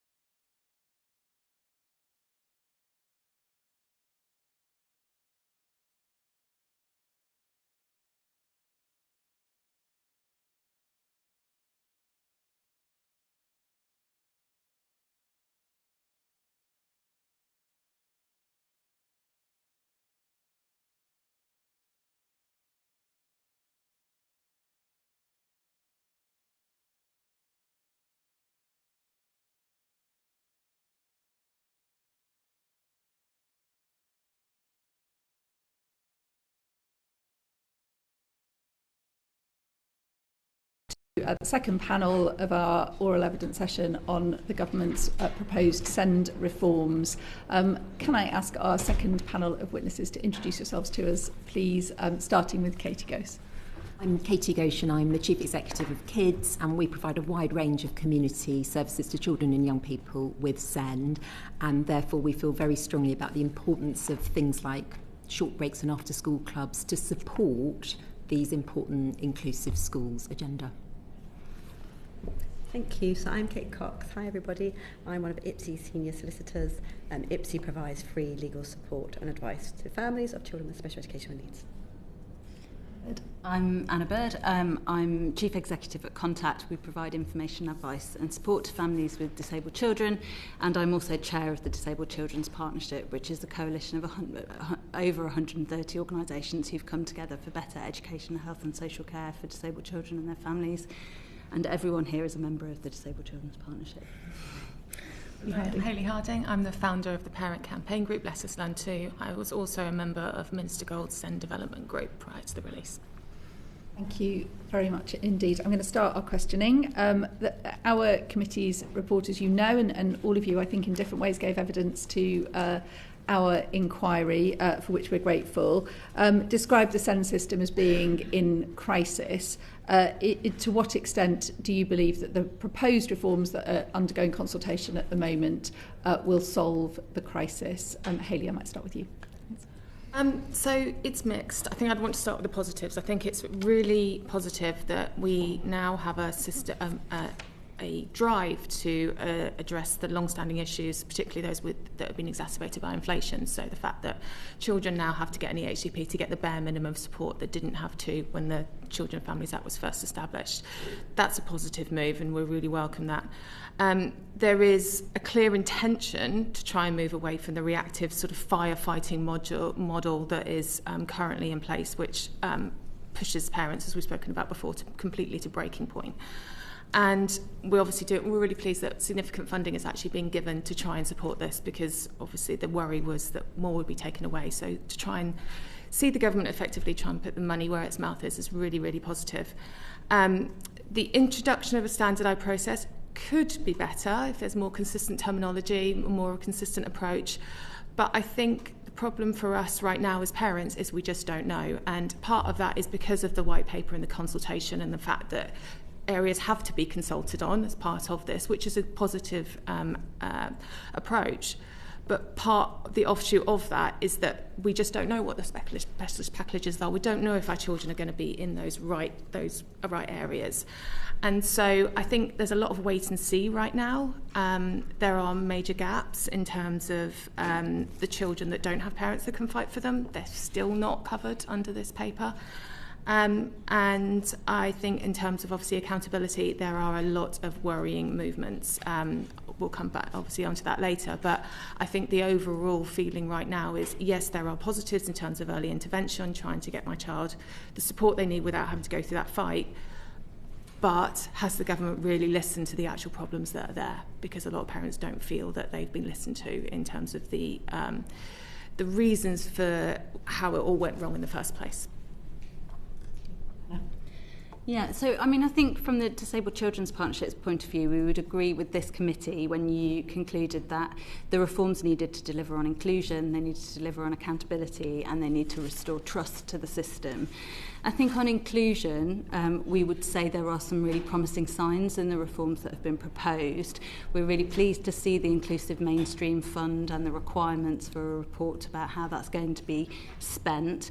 We're pleased to see an investment in training for schools. We're pleased to see the principle behind experts at hand, that there's going to be investment in specialists around schools, that multidisciplinary approach to provide schools with extra specialist support. And we are pleased with the introduction of new statutory plans for children who are currently on SEND support, that we think that will bolster SEND support. I think what we're also now hearing from our members and parents is a real sense of kind of growing and deepening concern, both about the realism behind some of that positive stuff around inclusion. So, you know, how far is that investment going to go? Where is the availability of specialist workforce, the school's capacity to deliver what's being asked of them? But critically, there are really serious concerns about the erosion of rights within the set of proposals. So on the point about accountability, I think this committee asked for a cast iron guarantee that the rights will be strengthened and not eroded through these set of reforms, and I don't think we can at all guarantee that at this stage. And then the final point on trust, which you made really clear, I think what we're hearing from parents is a real concern about whether the consultation is genuine, and some real concerns. Contact has just organised a series of focus groups to hear about parents' concerns about and what they like and what they don't like about reforms. And we are hearing, kind of off the back of some really unhelpful noise around, the judicial review government response, which said that, there were parts of the consultation they weren't interested in hearing parents' responses to. We have had some parents pull out of our focus group saying, what's the point? We don't know, we don't think anything. So I think there is a concern about trust here that we really need to address, and we are worried that parents are giving up hope. Kate, thank you. So this committee was rightly concerned in its solution-focused inquiry with the failure of public bodies to comply with the legal framework. Yet it appears to IPSI that these issues have not been properly addressed or resolved in the white paper or SEND consultation, and many of the recommendations that were provided appear not wholly adopted around compliance, around accountability especially. So rather than focus on the widespread non-compliance with the law, we think the real crisis in SEND, the reform proposals to 1, shift responsibilities for meeting children and young people's needs from local authorities to settings, and that will have wide-ranging consequences, which I will talk about later. To dilute, reduce and remove actionable legal rights, despite, like Anna mentions, this committee's recommendation that statutory entitlements must be retained. The proposals will seek to move the legal framework from one in which entitles all children and young people with special educational needs to the special educational provision that those individual needs reasonably require, to one in which entitlements, where they actually exist, will be to predetermined cohort plan packages. And lastly, we're concerned they introduce cohort wider use of discretion for public bodies and fewer effective remedies when things go wrong. Now, undoubtedly, many of the ambitions set out in the white paper, such as identifying and responding to needs quickly, better training, better collaboration, more use of specialists and ensuring inclusion, these are all welcome. However, they can and should all be happening now under the current legal framework, and they do not necessitate dilution of rights. So IPSI has supported thousands, tens of thousands of families over decades to secure the education their child is entitled to, but these reforms would fundamentally change those entitlements. So we have critically examined the proposals, looking at a duties, rights, risks and protection analysis, and we welcome this opportunity to discuss the proposals, not least in light of some suggestions that valid, well-reasoned concerns are in some way seeking to exploit families or do not have the best interests of children and young people at heart. So let's be clear. We think the crisis in compliance is not solved by removing actionable rights, reducing entitlements, shifting responsibilities, limiting effective redress, or allowing for more discretion. SEND families have endured too much for too long to see vital legal protections removed and replaced with hope, good intention, and wishful thinking. Thank you. Thank you. We'll come back to, I'm sure, to discuss some of those criticisms in some more detail. Before we do that, can I just... So we had the mirror image of that discussion with the LGA, so it would be remiss of me not to give a similar challenge to that perspective. Part of the critique that the committee and the analysis that the committee undertook points to the failure in the delivery of support in the mainstream, ordinarily available provision and SEND support, leading to a crisis in enforcement because of those failures. So the perspective that we heard from the LGA, and broadly kind of went around the houses a little bit, but broadly was that we expect there to be less conflict because delivery is better. So are you able to reflect on that you as an organisation, you see the compliance part of the system, that's what you exist to do. A lot of our report focused on the whole of the rest of the system, where there is currently no redress, there are no standards, or very weak standards, there is no resourcing, it's all a disaster. What I would like to do is to get your reflection so that we as a committee can get a kind of balanced discussion overall on whether it's right to focus only strictly on the compliance aspects of the current system when all of the evidence points to the need for a kind of wholesale reform of how everything is delivered in that system. And I would agree that we do need a wholesale look at the system, but what I'm saying is that legal rights exist as a protection and they are a safety net for those who need them. So to the extent that everything that is set out in the white paper and SEND reforms meets individual needs, fantastic. IPSI welcomes that. We are concerned that there may be situations in which that doesn't happen, and there'll be very little some families can do. So when I'm thinking about compliance, what I'm really doing is saying, where is the safety net? Where is the actual effective remedy, and what is the protection available to that child or young person? That's really, I suppose, what I'm trying to focus on and say, all the good stuff should be happening, but we need to make sure that there's the right protection in place in case it doesn't. That's helpful, thank you. Katie. Thank you. Ambition, drive, the government saying we're going to end the fight that families endure, very welcome. And this emphasis on reorienting a system towards early identification. Two key drivers of the current crisis are lack of investment in the 2014 reforms and the complete failure of health to be a full and equal partner. In our view, the proposals need to be significantly strengthened in respect of accountability mechanisms, healthcare, education and community services working together, legal rights and the backstops, and trusted professionals for children and adults to navigate the system. And the initial funding, impressively achieved outside the spending review, that must be the catalyst for the ongoing investment in children with SEND.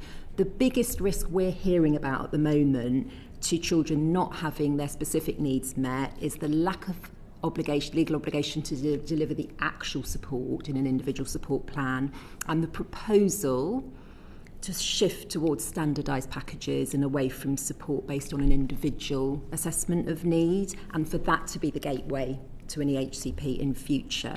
If the proposals are significantly amended, and we appreciate it's a consultation, then we think they do have the potential to address those drivers, provided that, as Jane Harris said earlier, that the wrapper of cultural change and all of us changing our attitudes, as the young people we talk to say, these great schools where there's a can-do culture working with the young people, if all of that is done, then we think the underlying drivers of the crisis could be addressed. Thank you very much. Caro? Thank you.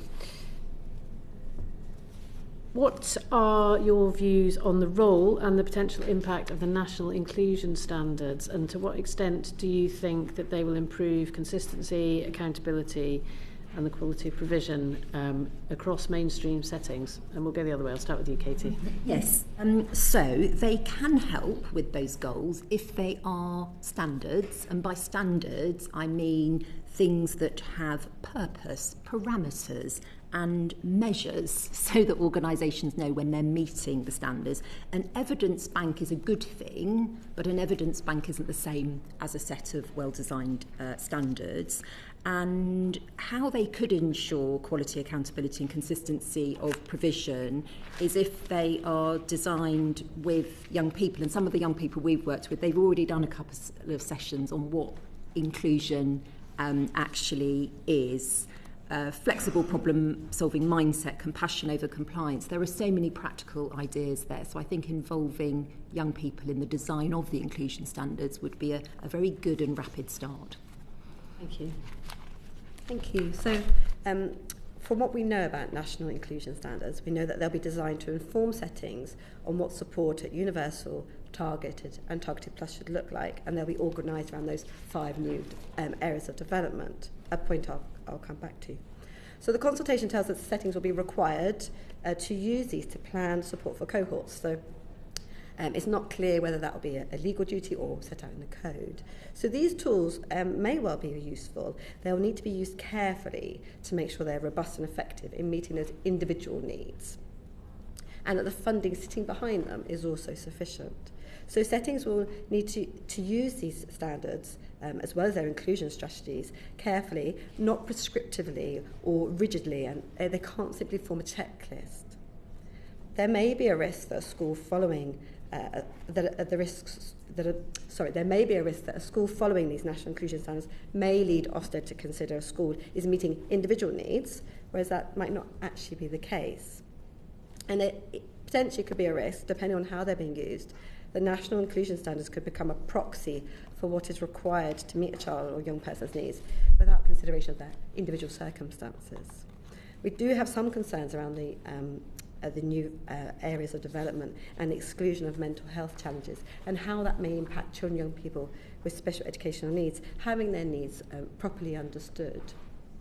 For example, in speech and language difficulties, as well as care experienced children, we know that a higher percentage of them may well have social, emotional and mental health challenges. So that's something I really wanted to flag to the committee today.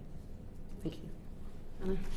So, I mean, yeah, we definitely see that the national inclusion standards can make a big difference in terms of setting expectations and kind of making clear where the evidence is. That's all good. I think I'd make 3 kind of key points on this. So, first of all, having good statutory guidance is not a replacement for having a duty to deliver the provision that's required for an individual child. So we want to see both standards and that duty to provide support. Both of those are needed to kind of provide a real guarantee that that support's going to be there for a child. The second is about assessment, and I think Kate made this point as well. So we're hearing a lot from parents who are really concerned that the assessment, how are educators going to assess my child's needs, and guidance alone is not going to do that job. So there needs to be kind of proper specialist input, there needs to be proper kind of child-focused assessment in order to make sure that provision is right for each individual child. And then the third point, which is really about, as Kate said, the guidance is going to be organised, we understand, by the 5 new areas of development that are being developed. one of the things we're hearing a lot from parents in the focus groups that Contact has been running is a real concern at the decision to take mental health out of those 5 areas of development. So what seems to be happening is a kind of uncoupling of mental health and SEND, and the fact that SEND is, mental health is not going to be in those standards, is not going to be in the areas of development, sort of raises some real concerns for us. So parents are consistently concerned about it, and I think what we're concerned about is if the standards aren't clear about what to do, if you see someone who has kind of really severe anxiety, who's kind of really expressing kind of trauma or burnout, if that's not all clear in the guidance, then educators might miss children who have undiagnosed SEND need.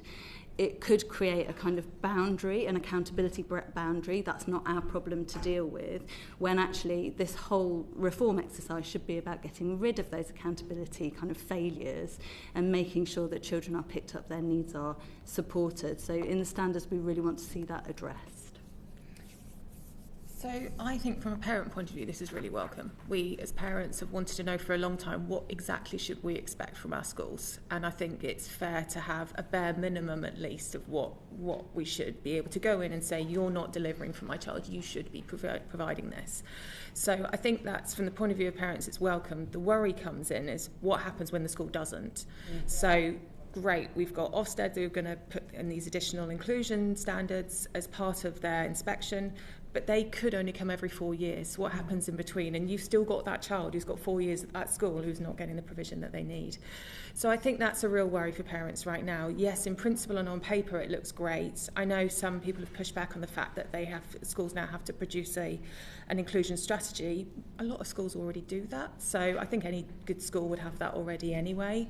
So we still obviously need that a bit more. And I guess the next stage onto that, when you're talking about assessments and for the more kind of developing needs, is, well, what stops then local authorities using those to say, no, we're not helping because your school should be providing that, the school isn't providing that, and we're back in that loop again of parents not knowing where to go, who to appeal to, who to kind of seek redress from. So in principle, yeah, really positive. Again, need to see what they are because we don't know. But I think broadly the feedback we've got there has been a positive and a welcome.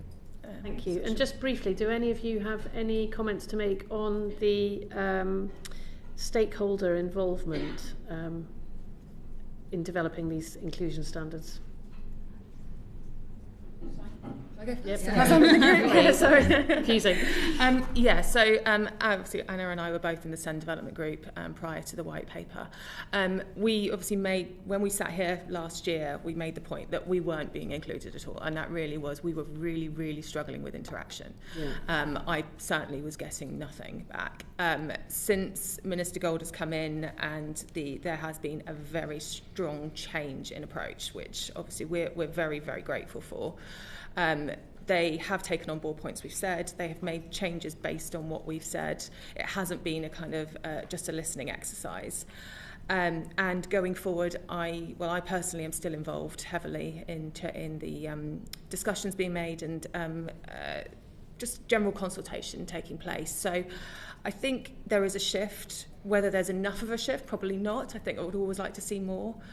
But obviously, to try and bring the positives out as well, it has changed in terms of process since last year. Should we just get on? So, I mean, I think that Jane made an important point earlier that we cannot afford for the inclusion standards or the specialist provision packages or any part of this system to be designed only by people who are currently sort of delivering a system that doesn't work and therefore kind of recreating some of the failure. We do need, I think, to make sure that there is good involvement of all of the organisations, the experts who really understand children, who really understand special educational needs. So we want to see that broad involvement of voluntary sector as well as kind of health and social care and educators in the room. I think that point about health and social care is really important. It has felt at some points during the development of these reforms that health and social care have not been an equal play around the table. And in the development of the standards, the specialist provision packages, they absolutely need to kind of feel equally that they're owning what's being developed. We then want to see proper consultation on what's developed, but then I think we also feel really strongly that there needs to be an affirmative resolution process that actually parliamentarians have a vote on these, and I think that matters now, but it also matters if there are changes in the future to the standards or to the specialist provision packages, that there is a kind of a knowing parliamentary review of what those changes are before they're voted through and kind of those changes are made. Thank you. So a point I wanted to raise is that it will be essential, we think, for these national inclusion standards to be developed with and be reflective of all the people in our communities. So IPSI carried out some outreach research, which we've recently published, which found racism, unconscious bias and a lack of cultural competency was impacting public bodies' delivery of provision, and we can share that with the committee if they would find that helpful. So we think the development of standards will need to ensure cultural competency and make sure the experts appointed to oversee these frameworks, in all the frameworks we're talking about actually, will need to be reflective of everyone in our society. More broadly, we note the emphasis on experts and panels in the consultation, but there's no detail provided as to what qualifications they will have, what training they will have, how any imbalance of power will be remedied between parent and professional voices, and who will appoint them and on what basis. I think some more transparency around that would be really, really welcome. Because even with a well qualified panel which is reflective of our society, creating these evidence-based guidance, the key issue will always be the identification and the provision for individual needs, rather than an estimation of what a child might typically require. So we really want that to be part of this consideration with these standards, is making sure they'll meet everybody's needs and avoid those challenges being baked in. Thank you. The principles of inclusion need to be developed first as part of the standards, and that needs to be done in the most collaborative way possible with everybody involved, because if you get the principles right, that can form a really robust set of standards. And the second point I made, there definitely have been some more improvements, and we've been delighted that Minister Gould actively wants to listen to younger people. So we want to all build on that. But what's so important, this is such a diverse population. Anybody could be in a family with a sibling, a young person with additional needs. And we have to keep thinking about complexities, people who are not verbal, who communicate in different ways, and the quieter people who have so much going on in their life. Engaging with a government consultation isn't going to be something they can do, yet they will have extremely valuable solutions to bring to the table. So I think that's a responsibility for all of us to think about how to really listen and engage and act on everybody's voices and views. Thank you. We've had evidence presented to us previously about the wide and persistent inconsistencies in the quality in the delivery of ordinarily available provision. I think that's a given. How confident are you that the proposals in the white paper for universal support will deliver a higher and more consistent standard of provision for all children and young people in mainstream schools? Katie, maybe start at your end this time. Yeah, I mean, it's described in quite a similar fashion, and I think to say what someone else said earlier, you know, what is actually going to be new and different here? I think there are 4 things for it to be a better offer. The core principles of inclusion to be developed and schools to be mandated to meet those through the new inclusion strategies. Second, the wholesale cultural and attitudinal change so that every school has a can-do culture. Third, that the school budgets for inclusion and the ongoing training in CPD, they're invested in for the longer term, so it's just not a kind of a one-shot and done, but that continual development. And the final one is that drive to have a great universal support offer and intervene earlier. It has to come from the top, governors, chief executives, and it has to be genuinely the whole school. One young person said it was the school nurse going into her room and having a chat with her from time to time that was the game changer. We know the golden value of the teaching assistants who do tremendous amount of work with children with special educational needs. So these are the things that could make the difference between what we have now and the universal support offer. So I would agree with everything you just said. I would also like to add The support which will be available at this level will be set out in the National Inclusion Standards, which obviously we've not seen yet. So we know that it will help inform what schools should be offering. I think I'll always come back to this point, though, that the existence of standards and strategies is no guarantee of consistency of support. Not least because settings will have actually quite wide discretion in what they put in place for actual individual children. So the proposals assume that most children and young people's needs will be met at this universal offer. It's not clear to me what evidential basis was used to arrive at that assumption. I wonder if we should question what may happen should that assumption in fact be incorrect, and whether funding, expertise and capacity at the higher levels of support, will they be sufficient if the need is higher than expected? The other thing I want to just highlight to the committee today is when we think about this universal layer, your school will be deciding whether a child sits at that level or whether they move up to target and targeted plus. And there may well be few meaningful remedies available to a parent or a young person if the school makes a decision not to move a child onto a further level. So there may be more discretion involved, and there may be more adversarial systems coming out of it, such as disability discrimination claims and potentially judicial review claims if a parent feels that a school is not doing enough, and other routes such as making an EHC needs assessment is closed off to them because of a potential higher threshold in that legal test.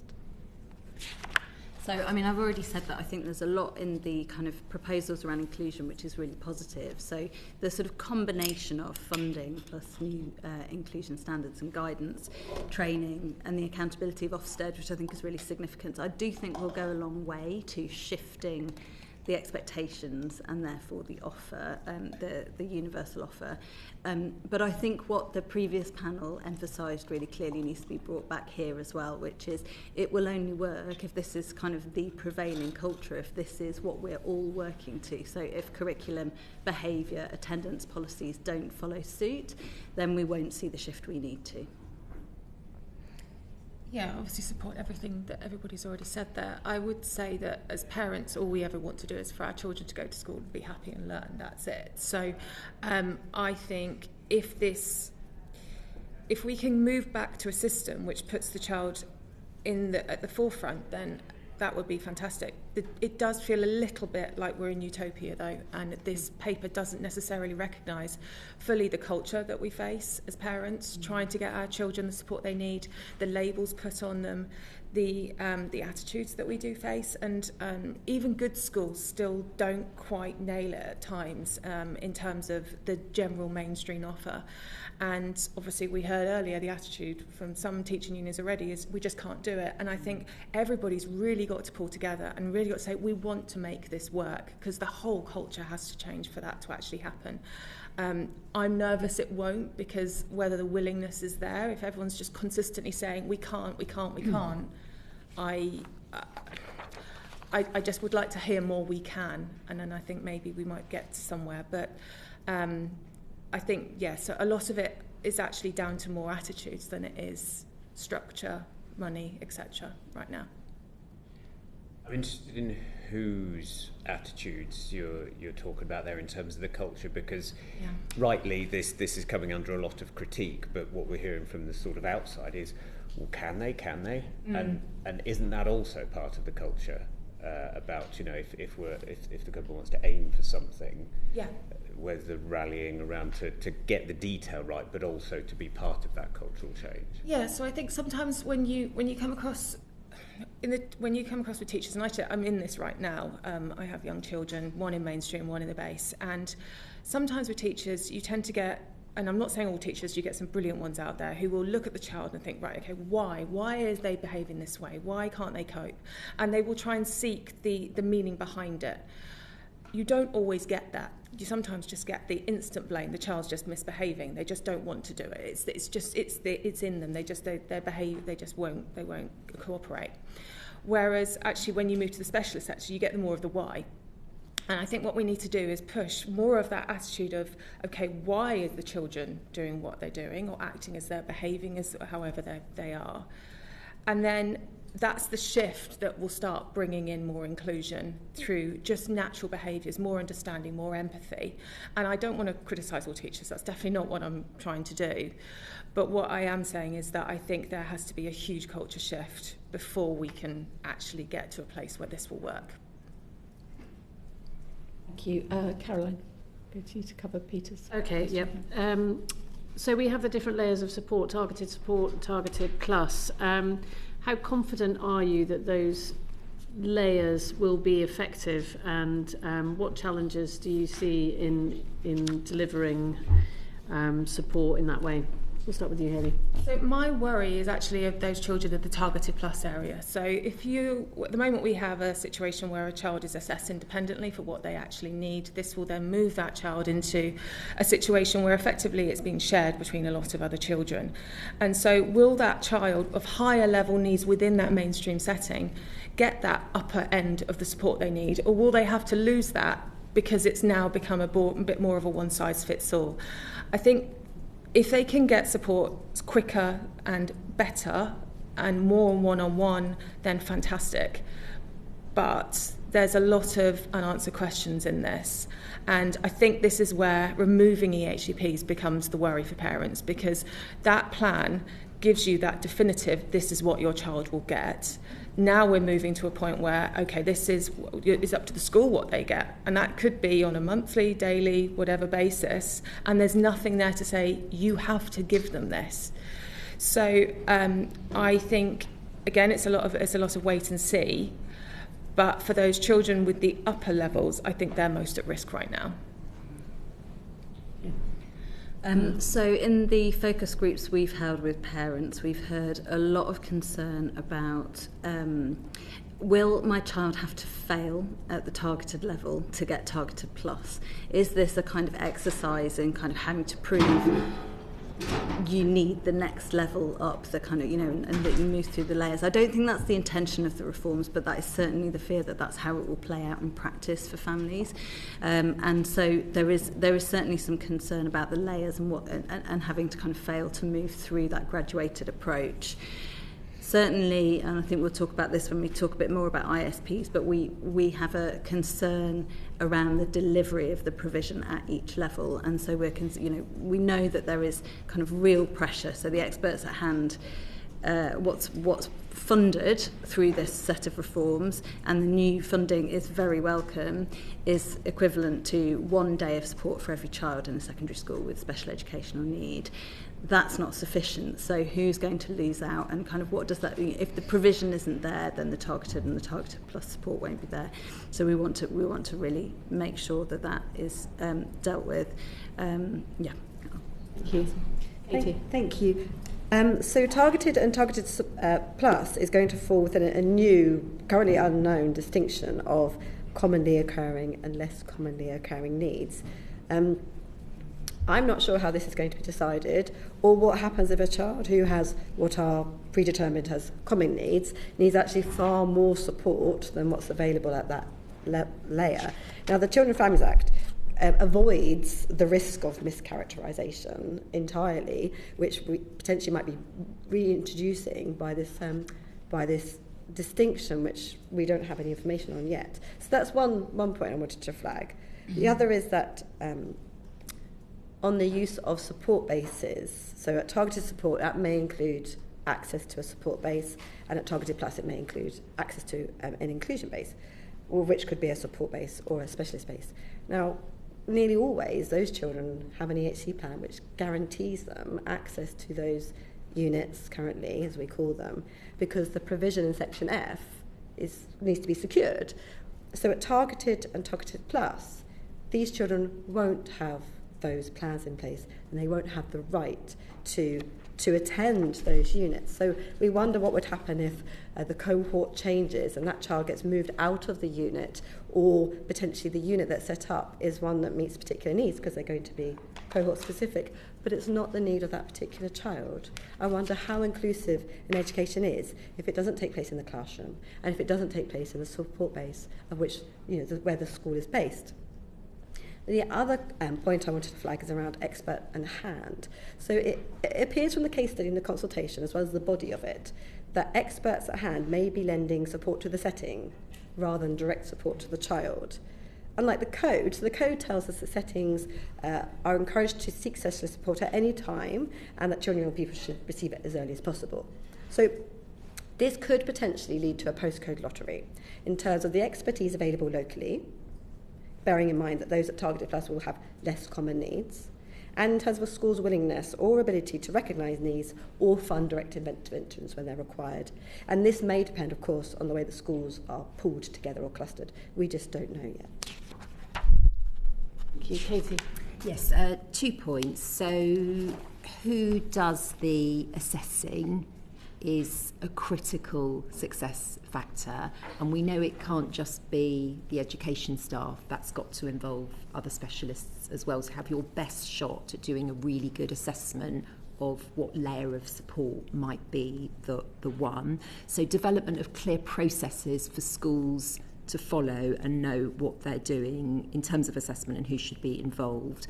At the second point, I think the layers of support will rest or fail on if there is a robust, detailed and resourced workforce plan for the experts at hand, because that's the bit of support that the schools are really going to need for the support to be delivered and the layers to work, and really to start to drive the early intervention, which is what the whole system change should be trying to achieve. Okay, thank you. Thank you very much, Chair. Thanks for your answers so far. So to what extent, so we're going to stick with ISPs, to what extent are you confident that placing the responsibility for the delivery of ISPs on schools will actually lead to better identification and support of pupils' needs in mainstream schools? Some of you have answered this in part already. I'm happy to start with anyone. Yes, please, Hayley. Yeah, so from a parent point of view, I think it's always preferable that the person who's writing that plan knows your child. So I don't think it's necessarily a bad thing. I would say actually in a lot of local authorities this happens already. So that's already in practice. But obviously what's changing is obviously the legal entitlement to the provision in those plans. And I think that's where the worry comes in. I think if you're going to move, and this obviously is the children with complex needs as well, this isn't just the ones who are in mainstream, all the day-to-day provision now is going to be in an ISP. The way it's going to be processed now is that if you have an issue with what's written, what isn't written, that you've got to go through this complaints process, which then goes to governors who don't necessarily know anything about your needs of your child. That is a real worry because, as we all know, it's really variable right now in terms of the standard of EHCPs from school to school. Some schools do them brilliantly, others just don't. And so what happens for those parents in the schools that don't? And so I think whilst the idea behind moving it to schools is not necessarily a bad idea, I think we need a much stronger mechanism in order to be able to hold them to account, and the training that needs to be behind them, and the support that needs to be given to those schools that aren't doing very well right now in terms of the plans they're producing. Thank you. So, I mean, we were really pleased at the introduction of independent support plans in this kind of set of reforms, and just to make clear, kind of Contact and IPSI together put forward a proposal to amend Section 66 to introduce the kind of, to make statutory the requirement to assess, plan, do and review for children who have SEND support needs in a mainstream school. So clearly we are behind these proposals, and the DCP fully supported that too. I think what we're seeing in kind of what's actually in the reforms is that the assess, plan and review bit has statutory force, but the delivery bit doesn't. Okay. And that is of critical concern to us, because actually it's the bit which guarantees a child that they're going to get the support they need. Without that requirement on schools to deliver, we're going to sort of face all of the issues we have now, where SEND support is kind of bottom of the pile when the resource constraints. And what we've heard from parents in our focus groups at Contact is that they feel that at the moment they don't see anything that would change their sense that they're going to have to reach for an education, health and care plan, because that's the only way to guarantee that the support will actually be there for their child. So we really do need to kind of just make that adjustment to what's been put in the reforms to make sure that that duty to deliver is absolutely cast iron. Thank you. Thank you. So I think we need to consider ISPs from two angles, because ISPs will be produced by settings at targeted plus and specialist layers, and that carries some implications. Not all children and young people receive their education and support in a school, and this is not just children receiving EOTIS packages, it's children in custody, young people on supported internships, young people on apprenticeships, but also children receiving education otherwise through their local authority under Section 19 of the Education Act, for example. They may well not be in a school. I'm happy to provide the committee with much more detailed information. We don't have time to go into today, but the specific concerns that IPSI have in relation to these cohorts of children. So if I can take targeted and targeted plus briefly first.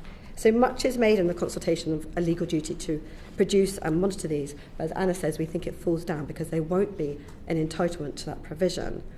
It is not the duty to create the plan that's important. What's important is the guarantee of the delivery, the expertise and the funding that sits behind it, and that the right special educational provision is specified in it. And there will be few routes of redress if it is not secured, if it's incorrect, or if it's amended. And I know we're going to go on to discuss remedies later. Plus, it's also not clear to us how it would be possible for someone at Targeted or Targeted Plus to continue in education or training at FE level post-19, because currently that would require an EHC plan. Now, if I can turn to specialist quickly then. So this would entail the removal of specific, reasonably required, individual special educational provision from the legally binding plan and instead placed within the ISP. Now, I could find nothing in the consultation or the white paper that said that the ISP was going to be a binding document. So we understand this change is being proposed to enable flexibility. The EHC plans often don't accurately reflect the support a child needs, but by law, all EHC plans must specify the individual support a child or young person requires. That's the Children and Families Act 37 and also the Senate Regulations 12. An EHC plan should be a practical document that helps rather than hinders, and they can provide for flexibility when that's required for the child's needs. So the Worcestershire and Redbridge cases of 2020 set that out. And to the extent that EHC plans have not specified what's needed or have not allowed for sufficient flexibility, that's a legal compliance problem, not a reason to reduce rights. So we think the introduction of the ISP concept would fundamentally change EHC plans and have significant ramifications. Firstly, for those cohorts of children, as I've mentioned, who are not in a school. If there is a legal duty owed by a school to the child to receive what's called the educational offer, will that be specific enough to be enforceable? Next, if there is an enforceable legal duty from the setting to the child to secure the educational offer, we need to remember that not all settings are public bodies. So judicial review is not going to be available to secure that educational offer against a non-maintained special school, for example, Section 41 or an independent special school. And that is a significant disadvantage to the current system. We're also concerned that ISPs, and remember here, we're talking about children and young people with the most complex needs in our countries, may be amended without proper process, unlike the current arrangement where we have a legal process that must be entered into when the special educational provision is amended or reconsidered by a local authority. And that appears that that will not be happening. Can I just encourage you to be a little bit more brief? I'm really sorry, we're really short on time. You are able to write to us afterwards with the detail. Yeah, thank you. You did offer to write to us, so we'll take that offer. Katie. Sorry. Let us not forget the early years, and it's been very good to see the government recognise that crucial link between the early years and primary education. So the potential role and value of ISPs needs to be considered in collaboration with all the early years settings and with parents of babies and toddlers with SEND to see how it can contribute to a significant uptick in the number and quality of placements for babies and toddlers with SEND in both nurseries and childminders. I completely agree on the essential need of a legal obligation to deliver the provision contained in the PANS. Thank you very much. Just one follow-up question, if that's okay. So just for Kate, just briefly, and again, if you need to write to us afterwards, that's absolutely fine. But let's say we have an ISP in place and it breaks down, the process just completely breaks down, and a dispute arises. What mechanisms do you think should be in place to resolve that? Do you have a view on the government's thoughts that mediation should be the way to go, or should additional things be introduced? Mediation will be available when there's an appealable decision, and ISPs are not going to be an appealable decision. Right. So that a full stop is not going to be available unless, of course, the right to mediation shifts and we see a change. But currently they're just for appealable decisions. You can't go to the tribunal about an ISP. In terms of dispute resolution, that's a voluntary process. It requires everybody to be engaged in it. And we provided with the Department for Education widespread concerns around mediation as it is. So we're introducing more concepts around utilising dispute resolution. Those are voluntary processes. They don't carry the same protections as mediation, and that needs to be considered. I think it's going to be essential that the LGSEO's remit is extended, given the shift to more schools meeting more needs without EHC plans, because mediation will not be available for individual support plans. And also, I can't see that there would be any overlap between the LGSEO's remit and the tribunal's remit in this regard, because those ISPs will not be ever going to the tribunal. And that's also the view of Professor Thomas at the Manchester University, who's been leading research into the LGSEO recommendations. He shared with us that this too is his recommendation, that LGSEO needs to be extended. No, thank you. And Anna, just briefly. Very briefly. So in our focus groups, we heard from parents they were deeply worried about a complaints process that starts with the school, has 3 layers of kind of complaint before they can kind of, parents are telling us that they have to be at the school every day. They want that relationship to be positive. When they're in a dispute with the school, it is really damaging, and they would shy away from putting a complaint to the school. So we do need to look again at that complaint process. What we're proposing is a kind of fast-track complaint, so rather than 3 tiers, there's just one where where the complaint is looked at by the most senior tier in the school. There needs to be an independent tier, and we also support the local government ombudsman, as you have recommended, as your committee, as the kind of final tier. Thank you to you all. Thank you. Serena. Thank you. I'll start with Kate and then happy to open it up to the rest of the panel.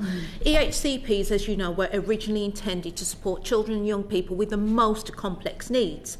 However, under these proposed reforms, do you believe that specialist provision packages will be capable of meeting those needs, and what difference could they make? And please outline any concerns that you may have. So starting with Kate. Thank you. So specialist provision packages may meet the needs of some children, but there's no guarantee that they will. I also don't understand how it is possible that they can. They're going to cover from 0 to 25 and all the complex needs that we have in this country. Now, the current Children and Families Act avoids that challenge entirely because it focuses on the personalised provision required to meet the individual needs. So these packages would move the entitlement away from that personalised provision, which has been comprehensively assessed to be reasonably required, to an entitlement to a predetermined package of support and funding. So the consultation considers that there is a one-size-fits-all approach. That's not found anywhere in the legal framework. What appears to be proposed, rather than addressing those issues, is a seven-sizes-fits-all model, and we don't see how that can possibly work. So we have a number of concerns here, which I will briefly explain. So the determination of which package would be best suited. I'm really sorry, but we haven't got time for you to read out lots of notes. No, it's not the way the process works. We're here to have a conversation with you, and so if there are detailed notes that you've written down, you're really welcome to send those to us. But we're wanting to sort of have a conversation, if that's okay. So if you could summarise and we think there's a risk that the packages will be based on assumptions as to how a child presents rather than the underlying needs, and then there may be some children for whom there will not be a package that is best suited to them, and they will not be unless the local commissioning arrangements are used. I don't see how those packages will ensure that those provisions will actually be secured for that individual child. Okay, thank you. Hayley? So, obviously it's not completely dissimilar to what you saw in Ontario. I think you have packages there, don't they? So I think it can work, but again, it's going to be very much down to the detail of what those packages mean. What are the packages? And I'm not sure that's even being established yet. Anyway, again, because of the consultation. I think a lot of the problems we've had as parents is trying to work out when local authorities have said no to us, why? Why has my child not met the criteria? And the general sense is if we had more detail as to why, and what is it that they don't meet, then that would actually make things easier for us. So if the packages actually pull that out, that might not necessarily be a bad thing. But again, it's a lot of what and ifs right now because we just don't have that information. Thank you. Katie? Yes. I am really worried about this because I think there's a danger here that disabled children and children with special educational needs could lose their right to an assessment of them as an individual. And I think that's fundamental and something that we probably all appreciate. Completely understand the need for good and effective planning within available resources, and packages could have a part to play in that. But I'm just looking at one autistic young woman we work with, profile spanning, communication differences, executive functioning, sensory processing, a number of these matters. And I know the government has been very open about saying this is very underdeveloped and welcome consultation, but that, I suppose, I just wanted to share that fundamental concern I've got, that we could be moving from something that we must retain, which is the child in front of you and what they need, to something that could have unintended consequences and be too packaged or generic. Yeah, I mean, just to add to that, so I think this is one of the areas of greatest concern amongst the DCP's membership, and certainly I think there's some confusion about what's actually in the reforms and what's set out there. So I think it would be really helpful if the government could clarify, is this about kind of providing some certainty around allocation of funding, kind of setting quality standards and kind of expectations around the provision, or is this about providing for individual children and kind of setting out what an individual child might get? And I think the answer as to whether it can work or not, it depends very much on the answer to that question. We're hearing different things depending on which officials we talk to, or kind of, where in government you look. So there is concern there. I think the other concern around SPPs is that what we've got is a system where you are allocated a package. We understand then that the education part of the delivery will be sort of set through an ISP process. It feels really unclear where the individual planning for health and social care for any given child and their family is set out, and how that process works. So there's a lot still to be ironed out, but I think there are some real concerns that it's not clear what complex needs means. The idea is very underdeveloped, so how can we know it works? And that you absolutely can't fit children into packages. Every child with complex needs, by definition, has different and unique needs, and they need to be delivered through an individual and specialist process of planning and delivery. Peter, and very, very briefly. I just wanted to really tease this out, because obviously the government has made it clear that anyone accessing one of these SPPs will still have an EHCP. They'll additionally have an individual support plan.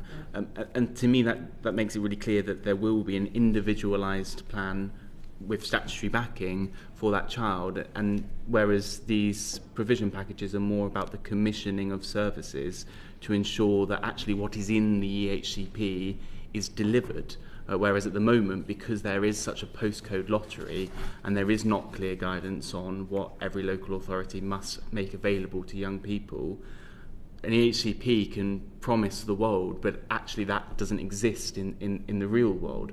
So I just wanted to get your sense on whether this is more about ending postcode lottery in terms of provision, or whether you are concerned that the SPPs are about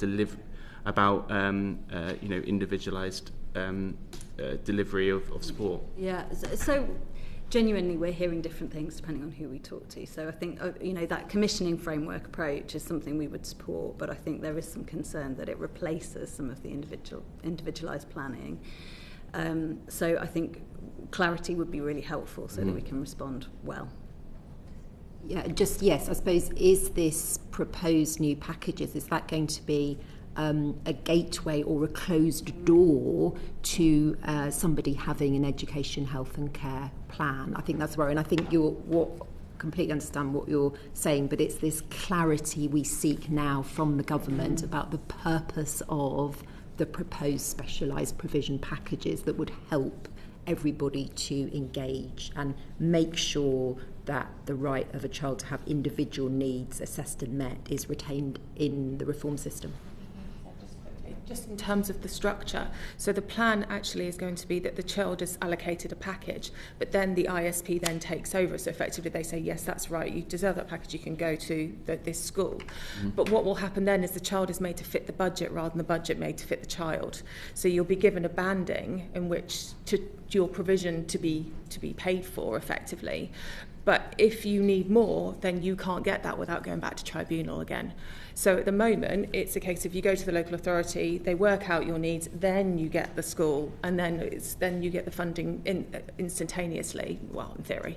But the process now is that you get allocated a band and a package within that, a band within that package. Then you go to the school. So I think the worry is that you are forcing a child to fit a band rather than actually having the band fit the child, if that makes sense, or the funding for the child. Thank you. I'm going to move us on to Chris. To Mark, first of all, and then to Chris. Yes, very conscious of time. And many of you have answered this question in detail already, so I'm only looking for additional items, if that's okay. So to what extent do you think the SEND reforms will strengthen accountability across the system? It's the same question I asked the previous panel, including within the NHS, which was addressed in previous answers. Are there any gaps we should be aware of? That's open to anyone again. Hayley, please. Yeah, unfortunately, I don't think it will strengthen it. I think it will weaken it as it stands right now. The placement issue is a massive worry for parents. To put parents in this cyclical kind of environment where we go to the judge says, yes, you're correct, the local authority have given you the wrong school, and yet you've got to go back to the very people that have given you the wrong school in the first place.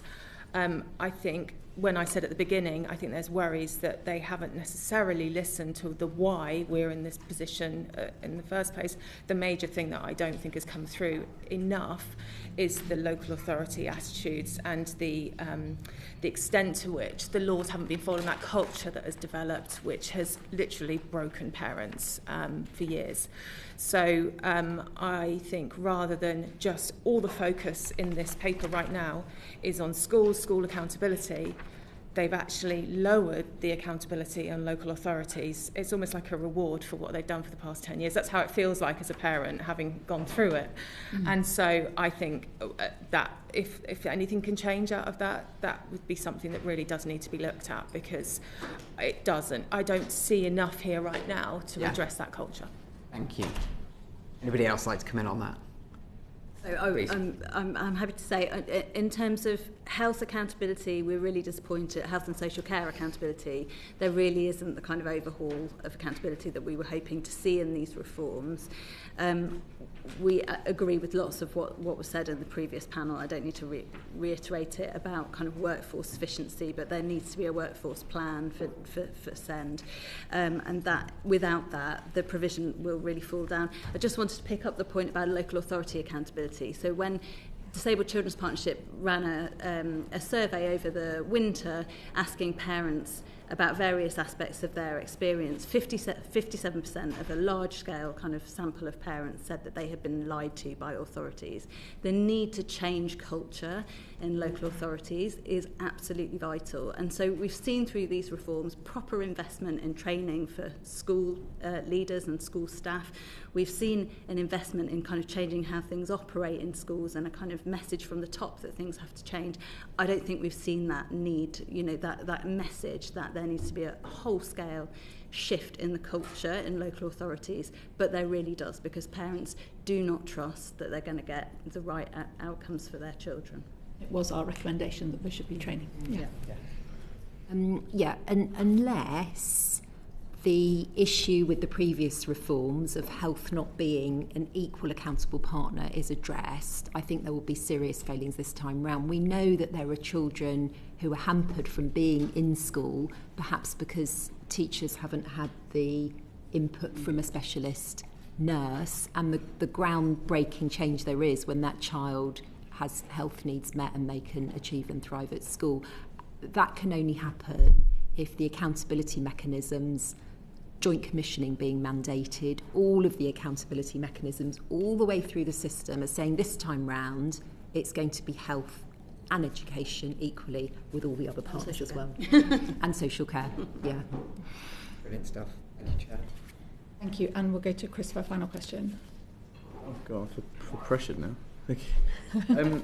So a lot of the evidence that we've received says there was basic consensus that SEND tribunals should only ever be used, obviously, as a last resort. And the department said they expect the vast majority of disagreements to be resolved. And we spoke to the representative of the local authority. I felt she once we teased it out from her, the implication was because of this change, there'd actually have to be a greater need for that mediation. But I suppose my question to the panel really is, do you think that's realistic, and what are the limits? I knew you were going to say that. So I'll go to you first, Hayley. And what do you think are the limitations of these avenues? Absolutely not. And again, we're just still back in that process where we're not answering the question, why is it not being made right in the first place? Why can't we just get the decisions right? And mediation, as any parent will tell you, has just been used as a tool by local authorities to delay provision for as long as they can eke it out effectively. And you have anecdotally stories of parents who've gone to mediation where local authorities haven't turned up on the other side and they've just wasted their time. Mediation is not the answer here. What the answer is getting it right in the first place, and everybody owning up to the fact that they haven't done it correctly for the past 10 years. Stop blaming everybody else. We're all on we've got a fresh page here now. Let's just say, hold hands up, we've not done it right, but we're going to do it right going forward, and we're not going to need all these other mechanisms to try and avoid actually getting the right decision made. I admire your ambition for that. I have to hope. No, but the reality is, and I think, to say let's have a clean slate, and I think Anna talked about that need for a culture change. Yeah. But there is a reality that there will always still be mistakes. Reality. So there does still need to be some sort of mechanism. What would you like to see there? Well, so first of all, the proposal in here is that the mediation is going to be commissioned by the local authority. Well, if you think that local authorities aren't going to commission the mediator who's going to be most favourable towards them, I think that's very naive. So I think the government itself has to take more control of this at a top level. Whether that's the government sorting something out, I don't know. Obviously, this is ideas coming up with my head right now.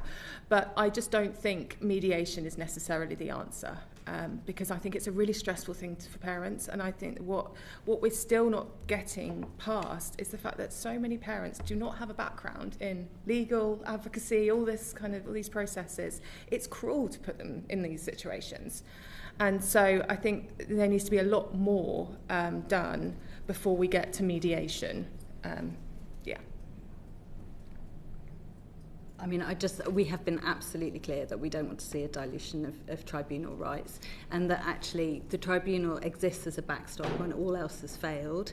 You don't improve the system and kind of make better decisions by taking away that backstop. You kind of put investment into the system elsewhere. So we hope that over time, reliance on that tribunal will be reduced because the system will be better, but it needs to be there. That is. You would still want to reduce the need of it. Yeah, absolutely. The only final point I'd like to make, just building on from Anna, is that there is a frightening inequality of power between local authorities and families. Local authorities can make potentially lifelong consequential decisions for children and young people. So that backstop must remain. We really feel very strongly about that, and families are very nervous about it. Yeah, the impact of this proposed toing and froing and back to the local authority will mean more children with SEND who are not in school and families who are desperate for them to have a place. So we are extremely concerned about the implications of that proposal. And then just on mediation, Kids provides mediation services. It does play an important role. That's what the evidence suggests in some circumstances. But when you have these binary decisions over placement, actually the evidence is that you need a very good quality decision to be made. So I think these are some of the factors and the evidence that we need to be bringing forward into the proposed reforms. But we completely endorse and support what DCP has said about the tribunal powers. Thank you all very, very much indeed. It's been very interesting and informative for the committee to hear evidence this morning. We're grateful to you for coming. If there were aspects of detail that you were not able to get across to us, we're always under constraint of time. Please do write to the committee afterwards. We'd really welcome that very much. But that brings us to the end of our session for today. Order.